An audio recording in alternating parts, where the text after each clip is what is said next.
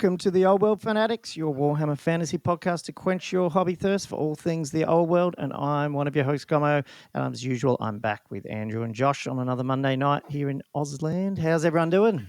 Yeah, good. Thanks, Gommo. G'day, Josh. How you going? Not bad, guys. Not bad. Yeah, hobbying away. In the heat, yep. Heat doesn't stop me. Yeah. Especially less than 2 weeks from CanCon too. Oh my god. So much I know it's getting a bit like that. I will get into that with hobby. Like I'm doing a bit with those things you sent me, and I'm like, looking at the dates, going, I think I'll get it done. So we'll see. Oh, cool. Well, we've got a I don't know. It's an interesting episode in the sense that we don't like. Andrew's going to, I guess, intro the main topic a bit later, what we're going to do. But I mean, the general vibe of it again is it's been a week now, sort of, since we've been looking at rules and probably steering a little bit into our favourite factions. So maybe we just thought we'd do another one of those chats about what we like, what we've seen, maybe just focusing on some of the ones we've looked at. But I think that's going to be the main topic. But then cover a bit of the news and a little bit of hobby because we all got games in, didn't we? Yeah. You guys got a game in together. Yeah, we did. I got my little Sloko going. Got one in last night. Yeah. No, that's cool. Okay, well, almost. It ended up it's that pretty way. late. always the way. Cool. Anyway, I'll do some news. There's a few little things. Okay, the first thing I wanted to talk about is, I guess now that we're starting to see rules and all that sort of stuff, people are starting to be able to play around a little bit with army construction. And so I just wanted to make sure everyone's, seeing that there's a couple of army builders popping up. Primarily, there's that new one, total open source one that, I don't know if it's a team or a group, but they've got a Discord channel. It's on GitHub, and that's old-world-builder.com. So I think, if you're in the scene, I think most people have seen that link go around. Have you guys opened that one up before and had a look at it? Nah, I saw it being advertised, but I was pretty, for the next one that obviously you're going to talk about, I was pretty keen for that. I briefly opened it. Yeah, so I didn't really look at it that much. Yeah, so it seems like it's a much newer one, and I mean, my gut feel is it's going to still miss some of the features that we probably like in some of the other army builders. So the other one is obviously New Recruit that I've been pushing a little bit for 6th Ed. They've started to add Old World, but it's not really out.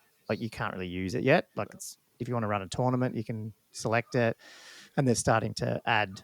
They are working on it as far as I know, because it's just modifying the battle scribe files. So hopefully New Recruit will have it as well. But it's always good to have a couple of options. The Old World builder is fast because it is very much a front end, only type of app, so it runs really quick.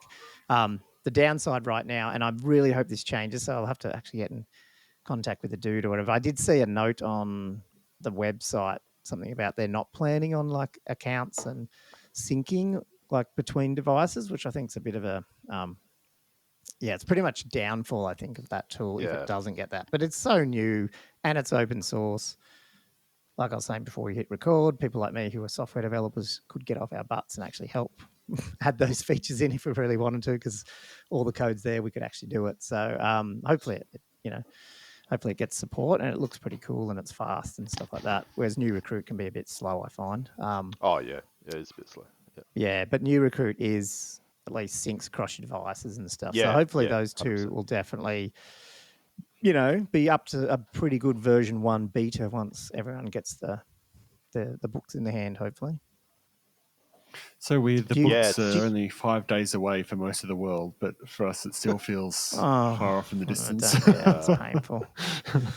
Yeah, it's ridiculous a bit, but we can't do much about it. But I mean, like we said, hey, just think positive. In a year's time, we won't remember we got it 3 weeks later. Yeah, indeed. Yeah. But it's a bit frustrating. Yeah. Are you guys one of those people that get your pen and paper out and list build, or are you like me who once tech took off, I just can't build unless I've got a builder? Yeah, I need a builder. Yeah. I just keep fiddling with stuff, and it's just so frustrating doing it with pen and paper. I can't. Yeah. I haven't done pen and paper since I was 15. Yeah. Right, okay, well, I'm not the only one then. Sure. Okay. Yeah. Cool. It's funny when somebody actually rocks up and they got it's all written out. You're just like, oh, look, here you go. Yeah. It's probably quicker. I mean, I don't know. Maybe it's not that bad, but I just find I just can't I don't know. I just can't get my head around it. I just end up going, nah, I'll just wait. So hopefully they do. I mean, obviously, if these drag on, I'll do it. But judging from the number of mistakes I'm seeing in the handwritten lists coming into CanCon, it's not that accurate to do it by I was going to ask you that in terms of, is it handwritten or they're all in the actual Army Builder ones that got errors too? I was like wondering. The Army Builder. Because I know the new recruit ones might, because some of the Battle Scribe ones are a bit dodge. Yeah, we've only had one new recruit one. Most of them are the ones that are done by an Army Builder. Probably more often than not, the Battle Scribe. And then probably, half of those again are Army Builder ones out of the 2.2, the old one. Was mine the only new recruit one? No, there's another one. Sorry, I forgot about yours. Address. Yeah. Oh, there was one other guy. Yeah. Oh, really? Yeah. I thought there would have been quite a few. There you go. But even I know the Battle Scribe does have a few problems, but it's still a lot more reliable than pen and paper. Yeah. Yeah. And you guys, I saw your comments. Like, it's like over half are wrong, which makes you, I think that's probably the case every time you play a tournament. Yeah. Because if people aren't checking them properly. Yeah, probably. And they're just like they're mistakes in sometimes not in the player's favor. Like it's very often that it's not in their favor as well. Like they've paid for something they didn't need to pay for, or they've paid an extra 10 points or something as well. So it can go either way, really. It's not like they're doing it on purpose. Yeah. No, totally. That's why I wouldn't. I mean, generally, I wouldn't care. Like if I wouldn't even know at a tournament. Like I don't know enough about everyone else's armies. So I couldn't look at it and go, hang on, you can't do that. Or you've ripped yourself off there. Like, no, that's cool. Well, hopefully, I mean, if nothing else, like you can just see, we've talked about this before, but like there's so much positivity around the old world that everyone's just pitching in, I think. That probably actually goes to the next topic. Sort of, I had a shout out that I had to do. This is Australia sort of specific, but like Angus, like ASB, he has set up a Warhammer a Facebook group called Australia Warhammer Old World Tournaments. He's basically wanting to sort of get that shout out there that if you're not in that group as well, he's going to have a calendar on there of all the Australian tournaments. So that way, everyone knows what's happening. And I think there's already one or two that are popping in there as little one-dayers in March or April or something. So if you are from Australia and you care about that, obviously search for Warhammer Old World Tournaments in Australia, and you'll get the group. I think it's like you just obviously got to just click join, and we'll probably have Angus on in the next week or so around CanCon and stuff, and just chat. He's going to come on actually around some Old World stuff, so I'm sure he'll give us some more info on that one as well. And we've got we started the Warhammer Fantasy. What is it? The Old World Australia group. Old World Australia. Before Warhammer Fantasy renamed. Yeah, to the Warhammer original Fantasy and Old World, but everyone's joining ours as well. So it's good to have like a smaller group. I don't know. Yeah, we were thinking about closing it last year, and then we went, well, why not? Like now it's up to 600 people, and I don't know. It's like a little bit. I feel like everyone on there is contributing at the moment because it's not massive, so it's kind of fun. And I just thought let's just leave it for a bit and see what happens, and not trying to take anything from the other groups. I'm on there as well, and I post stuff in all of them. So no, it's been really good. Cool. Have you guys got anything else? I did see one little tidbit in the email that went round for the weekly Warhammer community email. Did you guys see that? I saw somebody repost it. Yeah. No, I have. Yeah, something about there might. I've not heard of this. Oh, you didn't see it? Yeah, I missed it on first read of it because I always read it in bed when I wake up, and then later on I checked it because I always remember I should check the last paragraph because they give you what they're doing that week. Yeah. They've got the Las Vegas Open reveals, but I'm pretty sure there's no Old World in that because they already said what's coming and they didn't list Old World. But they did say that we have a reveal for the Old World, which will make fans of certain vintage see stars. So I'm not sure. I don't even know what that, like, what do you reckon that means, see stars? Unless it's not Blood Bowl, is it? Old World, like, star players, better not be. I don't know. Stars. What's the Old World? Yeah, I don't know. Yeah, weird. I mean, yeah, maybe Blood Bowl with the... surely not. Nah, surely not. They already did some Blood Bowl the other week, so who knows? Yeah. But I don't think I think that's just going to be a reveal on Warhammer Community on the website because I'm pretty sure I saw that Las Vegas Open reveal wasn't having Old World, but who knows? wouldn't be the first time that's confusing. Is it going to be a play on the name of a unit? Like, I don't know, like in terms of the stars pun. Like, the other way I can think of is like Sisters of Twilight. Something stupid like that. A new Star Dragon. Star Dragon. Yeah, but it says of a certain vintage. They pick their words to do stuff. So I don't know.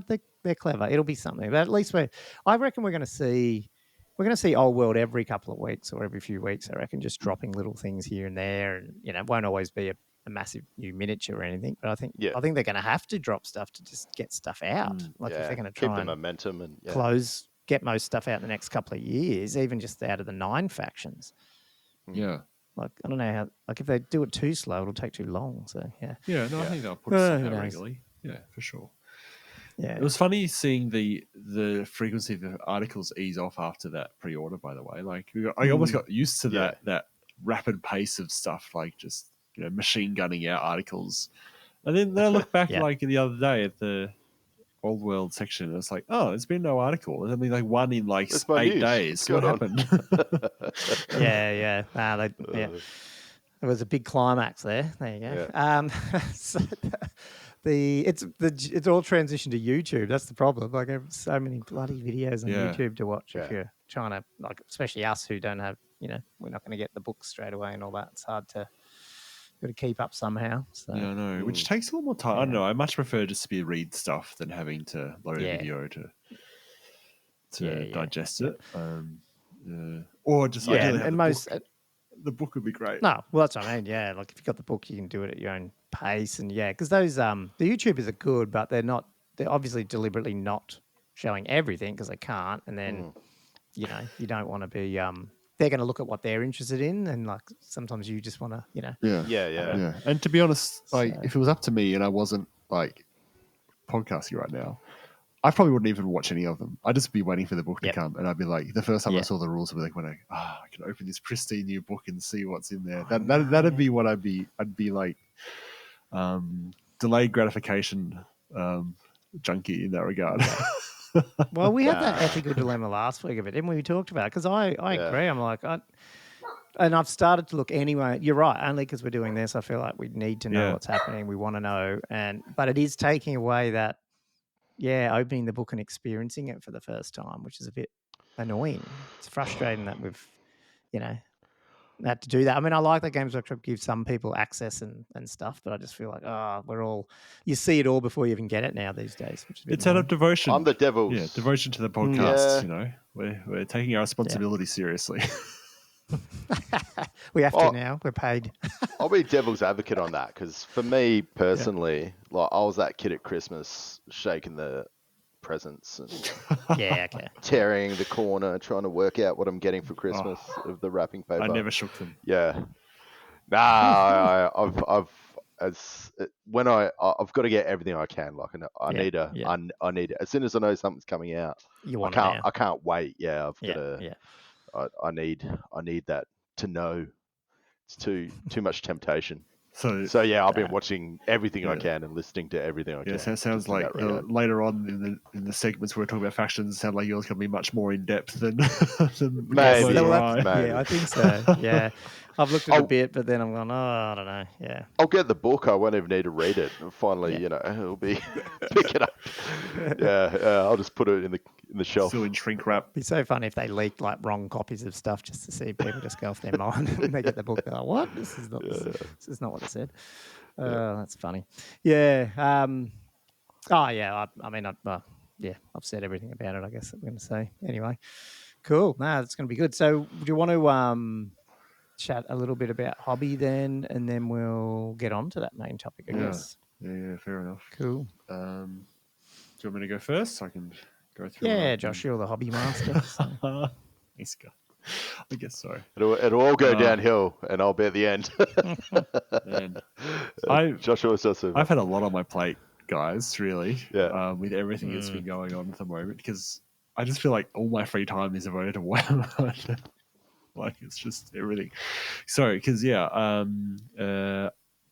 one of my priorities was trying to get the painting for the slow grow done. So I got those cold one nights done.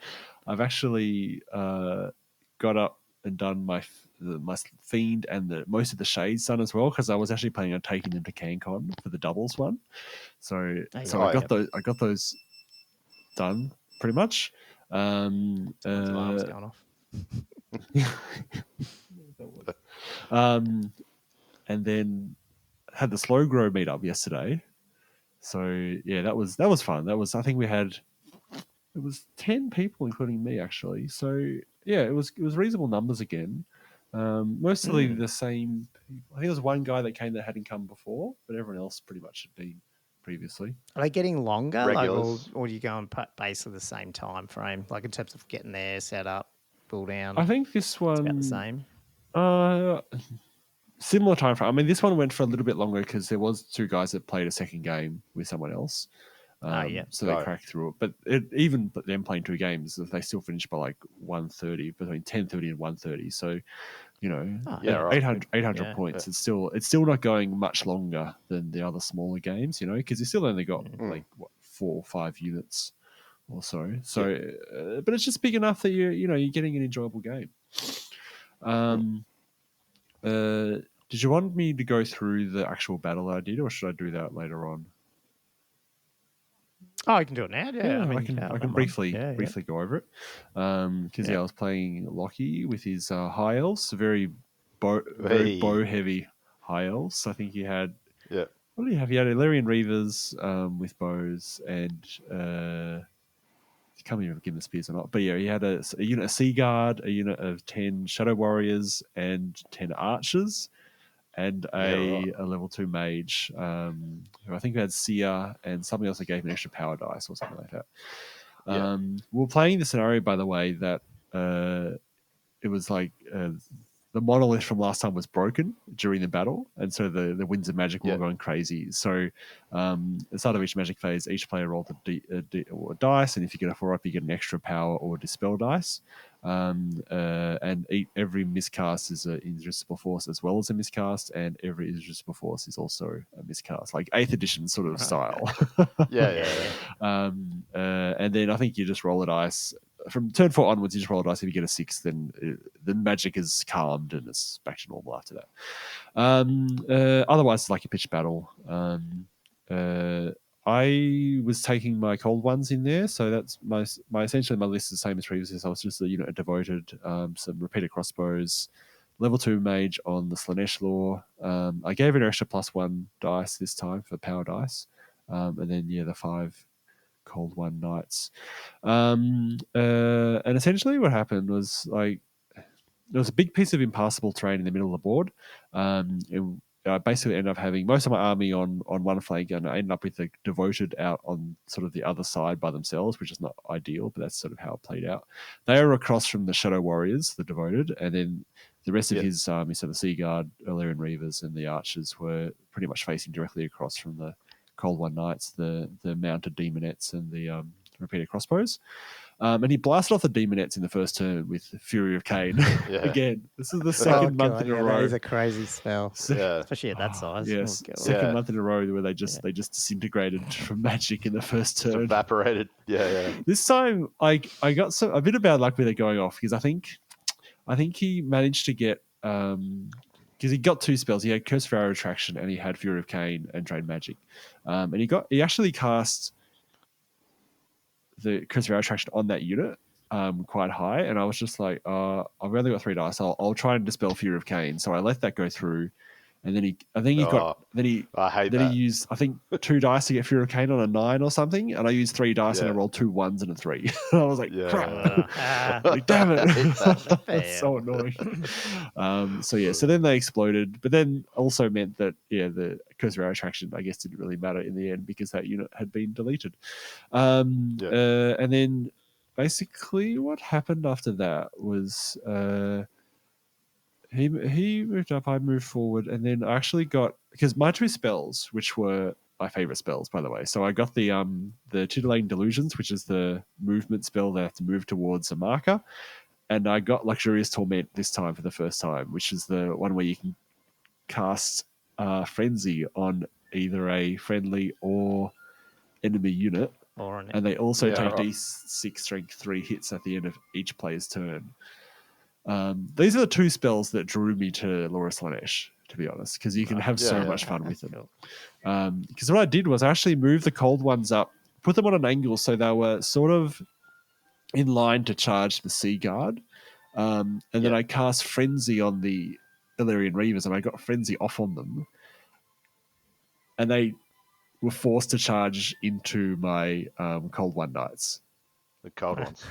Now, it's a slight risk because, they got an extra attack, strength 4 going in. But I think I took off 1 with the repeated bolt throwers that turn, and then the Frenzy spell, because it does D6 strength 3 hits. I think he rolled a 6, so it killed another 2. So they were down to 2 at that point when they charged a cold one. Right, so then they disintegrated, basically, and, and then the following turn, the cold ones just charged right into the Sea Guard. Then I got the Tutelage Illusion spell off on the archers and sent them heading towards the flank, just like completely out of line of sight of anything useful. So yeah, that was I was having a lot of fun with those spells. On the other flank, the Devoted really, they were not in a good matchup against the Shadow Warriors, I must admit, because the Shadow Warriors, they're skirmishing, shooting. I'm never going to be able to necessarily catch them. It played out that he let me get him though. So basically, he was shooting me off. He killed off 2 one turn. Then I think he nailed 4 the next turn. There was 12 to start with, by the way. So he's killed 2 and then 4, and then I had a few left. I think I ended up being whittled down to 2, and then I think he stayed still and was just shooting me without having a movement penalty. So then I charged him in, and I got 2 of them in. There was 2 left standing out of 12 after all his bow shots. But he probably shouldn't have let me do that. He should have just kept kiting me, really, because those 2 have 7 attacks. They're only strength 3, but against elves, they just still wound. So they killed 3 or 4 on the charge. No, 3 it was, because he had 1 guy strike back, but he didn't do a wound. And then ended up winning combat. I ran them down. I ran the whole unit down, the whole unit 10, with two Devoted girls. They're crazy. That's insane. Yeah, it's insane. So 7 attacks each. No, in total it was 4 the champ, and 3 with the other with the Standard Bearer. That was the other 2 I had left. But I won combat by 4. It was insane. I was not expecting that to happen, really. But this is how dangerous they can be when they get to strike. Especially against toughness 3 things with not much armor. Even just a couple of them can really nail them. It ended up being... so basically, I cleared the Illyrian Reavers with a Frenzy. I tried to cast Frenzy on the cold ones when they charged the Sea Guard, because, the Frenzy spell on the cold ones works really well, because D6 strength 3 hits, right? But because of 2-up armor save, it's lot safer, and the benefits really outweigh the risk. And tough 4. No, not tough 4. This is what annoys me, Colin. So in 6th Ed, they are tough 4 on the mount line, but apparently you use the rider's toughness. I mean, correct me if I'm wrong, guys, but that's how I've looked it up. It's a rider's toughness, so they're tough 4. They're tough 3, which is slightly disappointing. And then but to us, top save. Yeah, and then the other thing is apparently in 7th edition the Frenzy affects the mounts as well as the riders, but in 6th Ed it only affects the riders. So I'm not getting, double attacks from the cold ones. You're still getting stupidity effects. So it's like, not quite as good a combo as I thought it might have been once I looked into the rules a bit more deeply. But still worth it, I would feel. Yeah, it's pretty cool. They like to cast Frenzy on an enemy. They charge you wipe them out, then you charge it back, cast it on yourself. You go Frenzy, and then go kill another unit.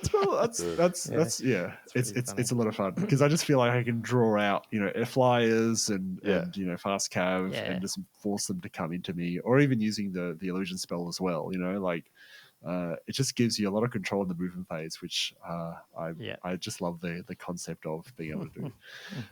But anyway, so I did end up winning that one pretty handsomely in the end. Cool. It was a fun game. Did you are you seeing anyone, like, how's the old world affecting those guys in terms of, have they started, like, has there been any chats around them adjusting anything in their army in terms of base sizing or anything like that, or they're just all, committed to...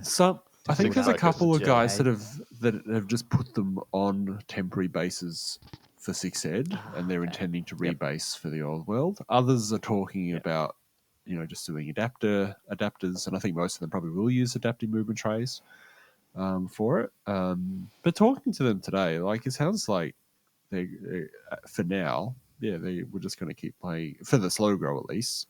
Just continue doing 6 Ed. Take it through to completion. Because it still gives it it's a different rule set, but for people that enjoy 6 Ed, it gives you the same. It scratches the same itch really. So I have no flavor. Same flavor. So I've got no particular problem with. I have. I was saying this to Andrew yesterday. I think it's been very beneficial for us playing 6. I think going to Old World. I mean, obviously we don't overly know yet because we haven't done it, but it does feel like it's more like 6 in that sense. So therefore, it's almost like a continuation on from it does, doesn't it? I feel like it's a bigger transition to go from 8th to the Old World in a way. Except for the model selection, obviously there's a lot of obviously the monstrous cat and all that stuff. Yeah, and a lot of the army books lists do seem to be more reminiscent of 8th as well, I must admit. But we'll get to that. Yeah, and the points. Yeah. Oh, cool. Wow, good. So that was yesterday. So man, so I've got a lot going on fight because I was running the slow grow, got all this CanCon stuff going on. Podcast material, trying to plan for that as well. Oh my god! So CanCon prep was probably what I spent most of my hobby time doing, really, and that was getting some more carts printed, getting them cured, and I finally had time to prime them up and do all the basing today. I've also been doing the carriages for the doubles as well because I got little princess carriages, and I've been printing off some horses for them, and I found a goblin with a whip from I think it was a chariot that got scanned from the Total War STL or something like that. But I stuck him on the front of the carriage as like a coachman. So I've done pretty much most of the prime I need to do it, so I'm going to get cracking on getting all that painted up over the next week or so. So how many carriages have you got to do for carts and carriages then? Probably next week. It's going to be 12 or 14, I think, depending on how many. Because with the carriages, it depends on how many tables I end up doing. Because we've got 7 signed up, and then Paddy and I were keen to play as well. So it's kind of like we're probably only going to have 2 tables, I think, unless someone else or a couple other people sign up at the last minute, and then we might have a 3rd table. So I'm kind of trying to prep for just in case of that eventuality, or if people sign up at the last minute kind of thing. But I wouldn't want to have to do any more than 6 carriages. It's just too much work. Cool. And then going through all the lists as well, man. All the how many do you reckon you guys are through? Paddy went through and did a whole lot of approvals today. So we got most of them. I think we're still waiting on a few lists actually. I think there's like 10 lists or so that we're still sort of waiting for. And given it's only what is it? Is it even 10 days away? Maybe it's 9 days away. Yeah, it's the Friday. We're pretty much from this day onwards, every day that they're late by have to have a penalty of 1 victory point because. Well, when was the cutoff? The 12th? 12th or was it today? Well, it got pushed back a little bit. Maybe did it? Did you? The 14th. Give it a bit of well, grace? yeah, sort of. 14. Okay. I think there's a bit of a confusion about that because in the pack it does say 14th. But Paddy wrote the 12th. So it is the 14th. The 14th was the deadline. Okay. Cool. Awesome. Okay. Do you want to go, Andrew, or do you want me, or what do you want to do? Did you do anything other than the? I was getting my stuff ready for the battle, obviously, and prep for this actually got me a little bit excited. So I went hunting, and I found some stuff, but nothing painted. But I found half of I don't know where the other half is. This is the problem. When you say hunting, is this on eBay or is this in your own collection? No. This is my collection. Okay. This is the most unorganized collection you've ever seen. I got this, cobweb-covered boxes, and you open the box and there's just more boxes. nothing's in order. It's like if you had somebody who was like OCD, like they'd be having an anxiety attack trying to go through all my stuff. So anyway, I've found the Dwarf Lord and Shield Bearers. Yep. So I've got the shield. I've got the dwarf. I don't have the axe, and then I've got the two dudes holding it. Yeah. So I don't have any base for it either. So just that, the axe missing sort of doing my head in. So yeah, we'll see how we go. Well, if you need that, I've got one, and so maybe you can use a bit of my one, and then when you find yours, you can give me the axe back because I'm not using mine anytime soon. Well, the rumor, the true rumor, I heard about this. The truma, yeah. There's 3 bearers of the shield bearers. So everybody's sort of thinking that there's a new figure coming. Yeah, a new model coming out. So because it's on a 50 by 50, isn't it? Yeah, much bigger base. Well, the old one was taking up 2 slots, so that was obviously 40 by 20. But he's got some, and I'll get into this. It's got some pretty tasty stats. The bloody dwarves looked good when I was skimming a few videos. Yeah. So they're not too bad. So it's interesting. You sounded pretty jealous of the Duke stats the other week, so interesting to hear how good the Thane is. It's he's only got 3 wounds. Not like the Duke. Yeah. Has he got 4? He does. I don't know what's going on with the Duke, guys. Really. It's crazy. I'm still jealous.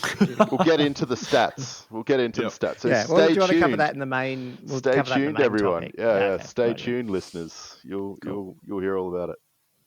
So we got a game in though. That was part of your hobby time. Yeah. Well, we can. Do you want to go Gommo and then we'll hit that?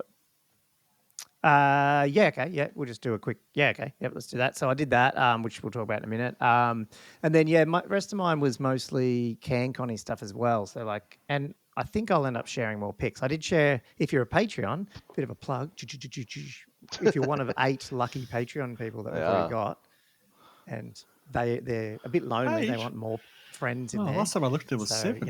How is there 8? No, I know. Yeah, we got a new one from Hong Kong. Fantastic, guys. Oh. Yeah. But anyway, I shared, and they even said they're very lonely. They need more people in there. But no, they didn't.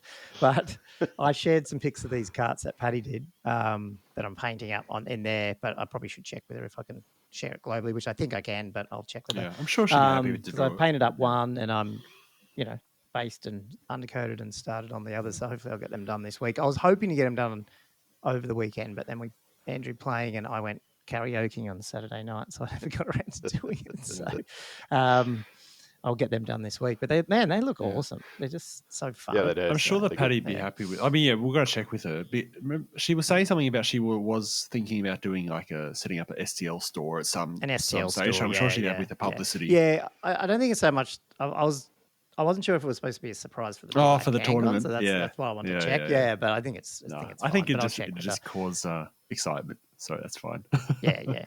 So I'll post them up, and then they're cool. And then I put one of those scorpions together for the game that me and Andrew played. But nice. At this rate, I might only get the one done, and I've actually put him on a 75 by 50, and I'm going to mark on the base where his 50 by 50 is because there's no use basing him on 50 by 50 if I'm going to pull it straight back off again. Yeah. So hopefully no one cares about that. And in every game that I've used 3 scorpions, one's always dead before the other one comes up anyway, so I probably don't need 2. So spoiler. Yeah, spoiler. So yeah, that's what I've been doing. And then for the people watching YouTube, I will just share my screen. This is my anal retentiveness. Where is this window over here? I've talked to you guys about this, but I don't know what I've always found that when I've gone to a tournament, if they don't have table numbers and stuff, it's a bit annoying. Like everyone's sort of saying, "Oh, this is table 1," and then it goes down, and then half the second game you forget where it's at, and everyone's wandering around. That definitely happened at Castle Assault last year, by the way. Yeah, that was chaos. I know, it was chaos. Yeah, and so I wanted to do something a bit different. And the other thing I really love is like that 6th edition, which is that Warhammer. What's it called? Warhammer Fantasy. What's the app? 6th edition. It's got an 8th version as well. Let me open this up. what's the actual website? Warhammer WHFB.app. So Warhammer app, but it's got 6. They've got an 8th. I'm assuming they'll have an Old World. So what I wanted to do is I've created these stickers. So when you look, if you're watching on YouTube, you can see it. But if not, for the podcasters, listeners, each table's going to have a sticker on there with their table number and a QR code and graphics of CanCon and all that sort of stuff. And it's basically they can scan it, and not only can you obviously see the table number you're on, but that app opens up to a link tree with all the pivotable links. And so what I've got in there is the first one, which is shaking as your tournament scoring and all that. So we'll run that through New Relic. So you just go click on there, see which table you're at, put your scores in or whatever.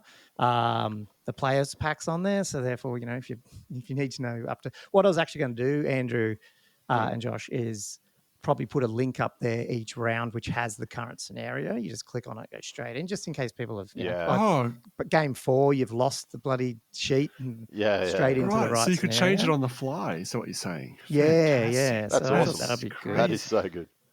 And then there's the link to obviously the 6th edition rules as well. So that way, what I'm trying to do here is make it so Josh and Patty are not getting bombarded with bullcrap questions that people can sort themselves out. So scan the code, sort it out.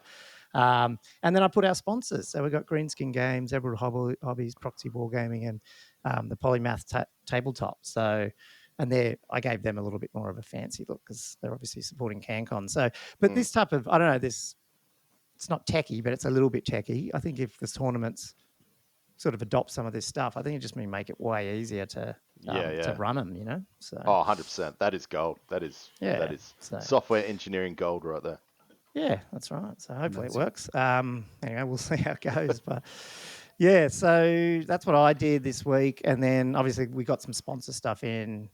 Actually, did I say that last week? Or we got the big box that we're going to raffle. I think you mentioned it last week. Yeah. I did. Cool. Okay, so that's there. The surprise. Yeah, and we'll have all that sorted hopefully by next week. There's a few other things I want to sort out, and obviously paint, and then we're ready to go. So, but anyway, we got a game in. What do you want to? We're not going to spoil it totally, are we, Andrew? We won't go through it because it is up on YouTube already. It is. I got it up there. Yep. And I went through it today, and Gomma did a fantastic edit, and he's got his new mics. Yeah, they work real well. Yeah, it's really good. So I got it's only 45 minutes. 45 minutes, I think. Yeah, I was trying to cut it down a little bit because it's a bit long, but at the same time, I don't know. You can skip bits, if you. It was a quality 45 minutes. It wasn't just. Yeah. I thought it wasn't too good. bad. Okay. It wasn't too quick. It wasn't too long. Yeah, was it similar to the previous one, or was it more like active rolling and dice? Well, it was a bit longer because the last one only went 17 minutes or something. That's because it was literally just recording the turn. Yeah. Each turn, a post wrap up. But what we did is we did mostly movement magic and then had a talk and then either rolled live shooting or hand to hand, or maybe rolled the shooting and then quickly cut back after we did some hand to hand and sort of said what happened. So we probably were doing 2 recordings, maybe 3 sometimes per person's turn. So more for the particularly crucial combats or key elements of the game. Yeah. Everyone likes seeing a few dice rolls in a battle. Yeah. Especially when one of the particular dice rolls was good. Even though, you'll see. I think we definitely hit the red limiter on the audio then when we went. Whoa! Oh man, I gotta watch this. It sounds great. Yeah. Oh, it's good. It was good. Nah, but I think we're all the result. Without killing anything. It was a definite result for someone, but I still think. Spoiler alert. I think the lists are okay. So, I think CanCon... Yeah, there's so many spoilers. But, I think the CanCon lists, I think they'll go fine. I think both people, we'll both have hopefully some success at CanCon. I think we both got... We're not trying to podium here. We're just trying to win a couple of games, So competitive lists that are got a bit of fluffy fun to them without being...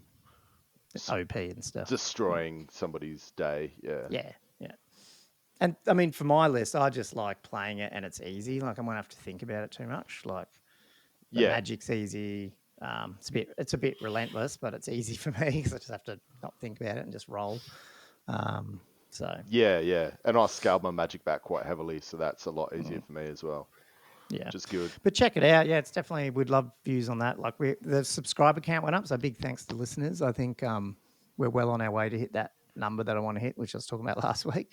So we're getting up there. And then, just let us know if you do listen to it, what you think of the audio and the setup and all that sort of stuff. Because I think, Josh, we can do some live streaming and have you hearing and seeing as well, because I think I've worked that out. Yeah, I'd love that. So we'll have to try that one as well at some point. Yeah, I feel like maybe having multiple parties watching and commenting on it will be a lot of fun. Yeah, it'll be funny. Yeah, we probably wouldn't battle report that one then. We'd just do it as a live stream. We'd go for 4 hours. It would have to be a full live stream. Yeah. Oh, that'd be cool. Otherwise, it's just too much editing. Anything you wanted to add around the game, Andrew? Without because I didn't know you was going into it since that people can watch. No. Well, definitely, it's definitely worth a watch. It's not too long. It's pretty bit of fun, and we're talking about possibly maybe Josh can get in the future the Victorian studio. Victorian studio. I totally could. But no. At some stage, yeah.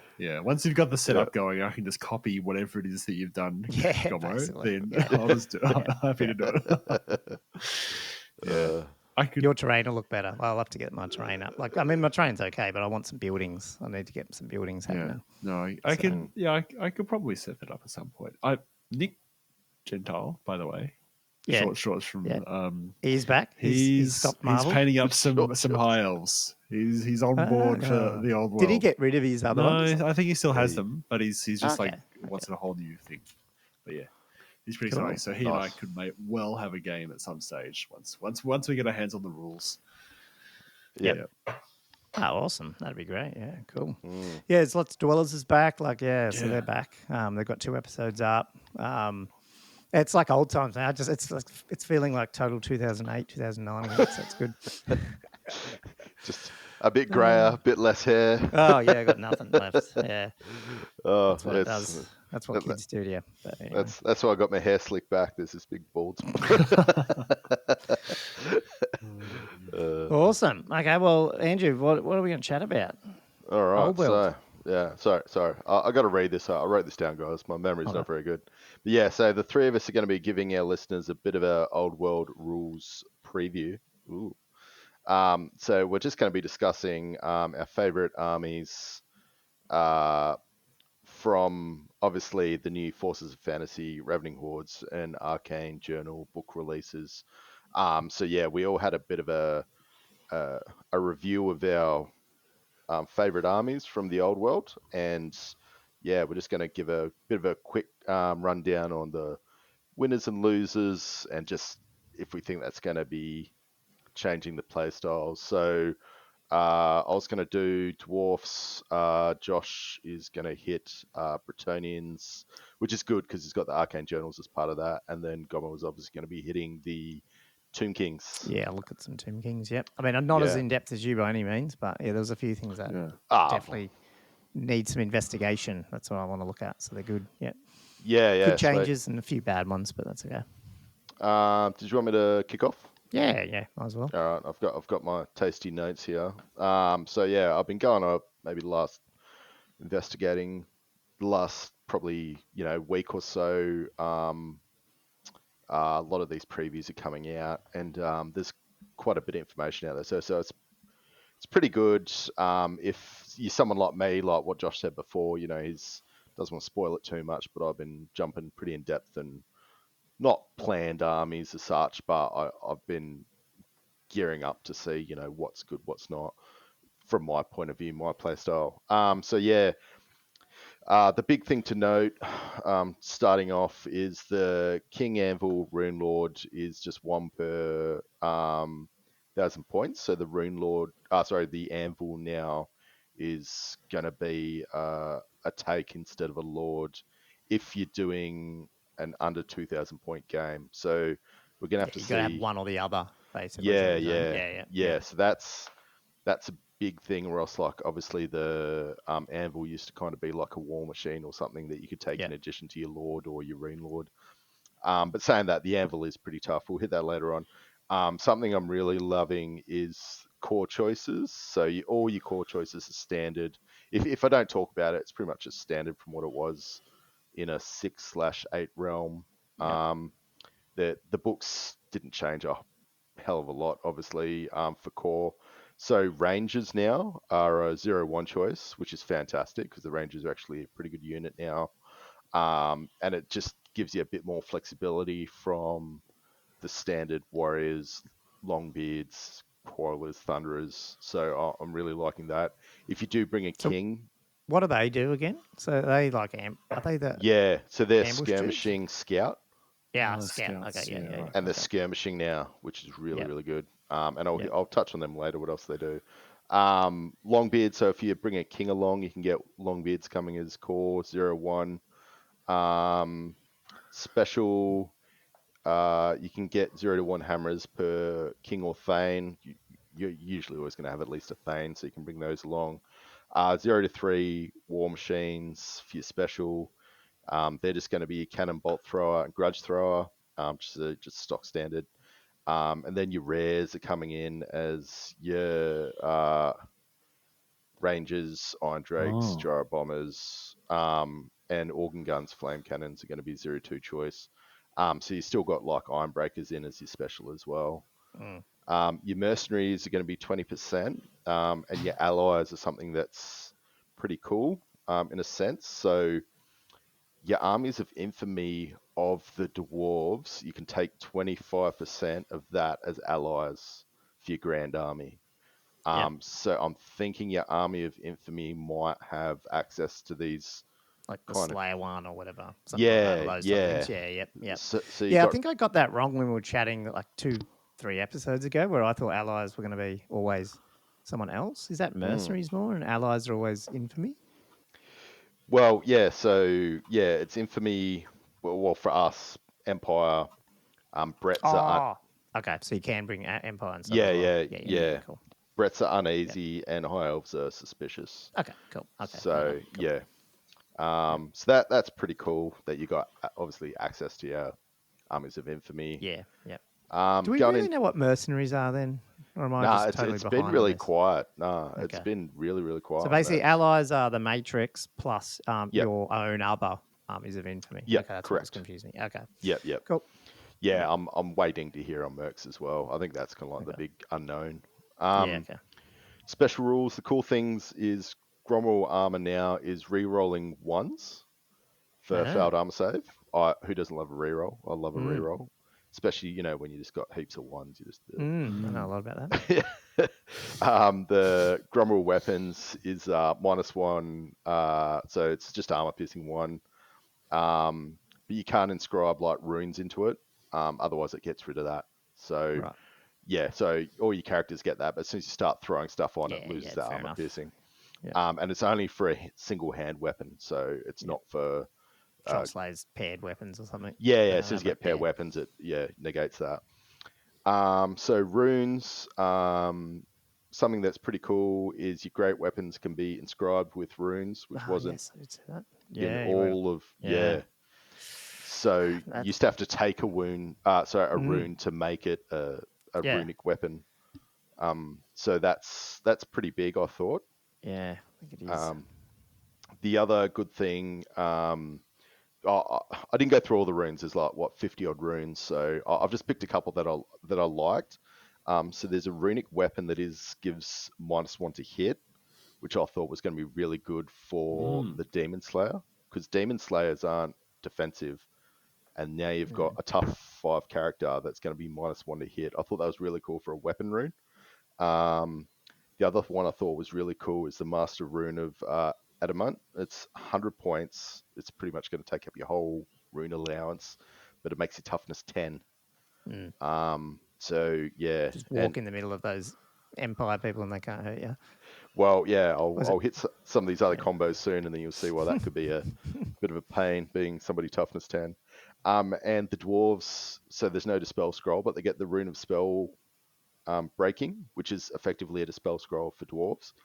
And up to 3 can be taken for your runic allowance. So that's pretty, pretty good when it comes to anti-magic for dwarves. Across the board, dwarves are pretty much magical resistance 1 as well. So yeah. So what does that mean? Pretty good. Does it mean you get plus? I think it's -1. +1 to cast. Yeah. Okay. Yeah. Whichever way it is. Yeah. Sorry, +1 for Well, is it a +1 to your dispel if you cast at the magic res? Is it just when I'm trying to cast? Yeah, when you're trying to cast, yeah. Okay. That's what I read was it's just going to be a +1 for you guys too. So Dwarf Lords, I'll go through some of the units that I think are pretty cool. So Ancestral Grudge makes your characters hate all enemy characters. So not just one. It's not a roll anymore or anything like that. You just all characters. So you're re-rolling. Yeah. It's hatred's only first round of combat still? Yeah. Yeah, okay. So that's pretty cool if you're going to be out there character hunting, automatic hatred. So that's pretty cool. And if you're in a unit of hammers and longbeards, they gain that while you're part of the unit. Oh wow! Just for enemy characters as such. Yeah. Which is because if you're in a challenge, it's probably going to mean a whole heap, but it's something that's kind of cool. But you got to be in that. Champions count? Do you think? Ooh, unsure. But if they do, that could be a bit of a buff. So the king is got 125 points of runes, so it gives him a bit of options. No, sorry, he's 125 points. And his shield bearer, the shield bearers that we're talking about before, they're 60 points, and it gives him +3 wounds. So he's going to be 6 wounds. So just imagining a toughness 10 per se, 6 wounds, rocking Grommel armor. We'll have So how much does that all add up to when you do that? It's going to be expensive, but it'll be a tank. Yeah, that's a tank. Yeah, suddenly my 4 wound Duke that really sounds quite feeble. Yeah.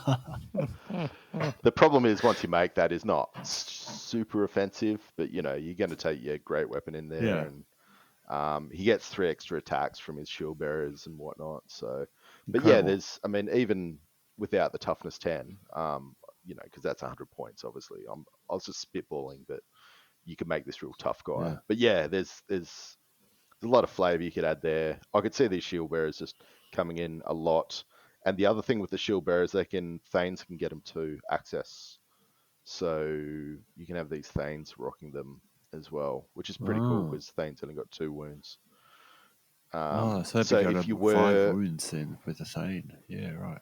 Yeah, and if you're going to be rocking like an anvil as your lord choice, then obviously you're going to probably have a Thane in there as well. But yeah, we'll see how that goes. So the Anvil of Doom, it's not super cheap. It's coming in at like 235 points. It can't move. It can pivot. Can it follow up? It can. Yeah, that's the casket then. That's fun. It's got lots of caveats to its movement. So yeah, stuff like that, yeah. But yeah, basically it's not supposed to really move, but yeah, it can follow up. So it's got 100 points of runes. It's unbreakable. It's got a 4-up save, 5-up ward. It's tough 5, 4 wounds. So it's not too shabby just sitting there. So you have to kind of place it up, but most of the stuff it's firing out is kind of like a 20, 24-inch range, somewhere in that sphere. Strike the runes. I won't go through all the spells, but it's kind of got a magic missile, which is pretty cool. Like strength 4, -2 AP. It's got like a movement one. There's one gives you, it's like ignore panic, pretty much like in a big bubble. So yeah, there was another one, I forget what an armor save. And they've got like levels as well. So there's kind of like the lower level and the higher tier. So it depends on what you cast. So the one that gives you like the armor save, I think like you get +1 to armor save, and then like the higher level might be like re-rolls or re-roll ones or something like that. It doesn't give you a ward at all, it's just always just an armor save. Yeah, just armor save. Yeah, it's pretty cool. I think you'll see that quite a bit. The only problem is you've got, obviously, you can't take a Lord level character with it, which, anyway. So yeah, you've got the Slayers of Legend. So they're your old Demon Slayer, Dragon Slayer. So Demon Slayer's coming at 130 points, Dragon's coming at 70 points. So they're still pretty expensive. Your Demon Slayer gets 25 points of talismans now, which is pretty good because having that 25 points of talismans means it lets you have something defensive. Basically, what it can give you, because I've looked it up through the runes, it's a 2+ ward against your first wound suffered. So it's almost like just giving him an extra wound to a certain degree. Yep. 83% of the time or whatever the mathematics is. And the Dragon Slayer is pretty unchanged, so he doesn't get the talisman. He just gets weapon runes. The Demon Slayer is pretty good, so it's got like D3 wounds against Warp Spawn, which is kind of going to be your demons, I'm guessing, and your behemoths. Whereas your Dragon Slayer is only D3 against behemoths. I've just got a feeling that there's going to be a lot of big monsters getting around and big characters in this edition. So this guy might be pretty... You might see him a bit more. You didn't used to see Dragon and Demon Slayers that much in the past. So hopefully in this edition you might see a few more kicking around, because I've definitely got a few painted up, ready to go. Engineer's pretty much unchanged, with his does the same sort of engineer stuff. He does have a lookout, sir, but if he's like within a near a war machine, which is pretty cool. So the wound goes on. Is it the same sort of thing, like the 3-inch rule or whatever it was for something, him? Yeah, and he can make re-roll stuff. 50 points, aren't it, isn't he, or something like that? Oh yeah, I'm not sure with that. But yeah, it's I didn't look too much into it. I had a basic read, but yeah, he's got the standback chief, which is basically it. The wound goes onto the hit. Sorry, goes onto the war machine. So he's a lot more survivable from shooting. Dwarf warriors start hitting the core guys. They're pretty cool.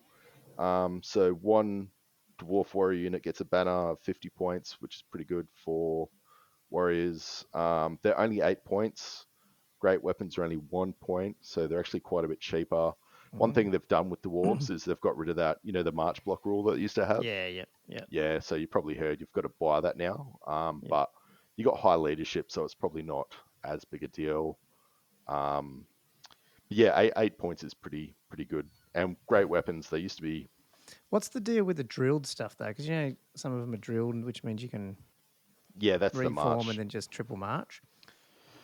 Yeah. Well, make use of that. That is the drill rule. Yeah. Oh, okay. So that's what you got to buy for like one point. So that's the relentless march blocking one or the relentless one? I'm confused. Wasn't there a rule of that should be ignoring march? So drilled should be the march. Yeah, that's drilled, I thought. Okay.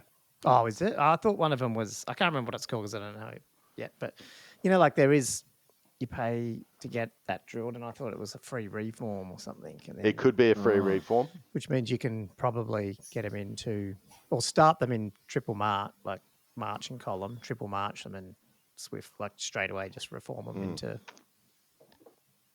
Combat order, whatever. Is it called? I'll have to read. Yeah, I'll have to reread that. I actually skimmed through drilled, and I thought it was just the old like that. But only through from what I've been listening to, I haven't actually looked at it in detail. Yeah, because that would be definitely my army worth can't it. march, so I haven't really bothered looking at it anyway. But yeah, well, this is the problem I was probably going to adhere to. Get into later was the dwarves have sort of retained their lack of speed, unfortunately.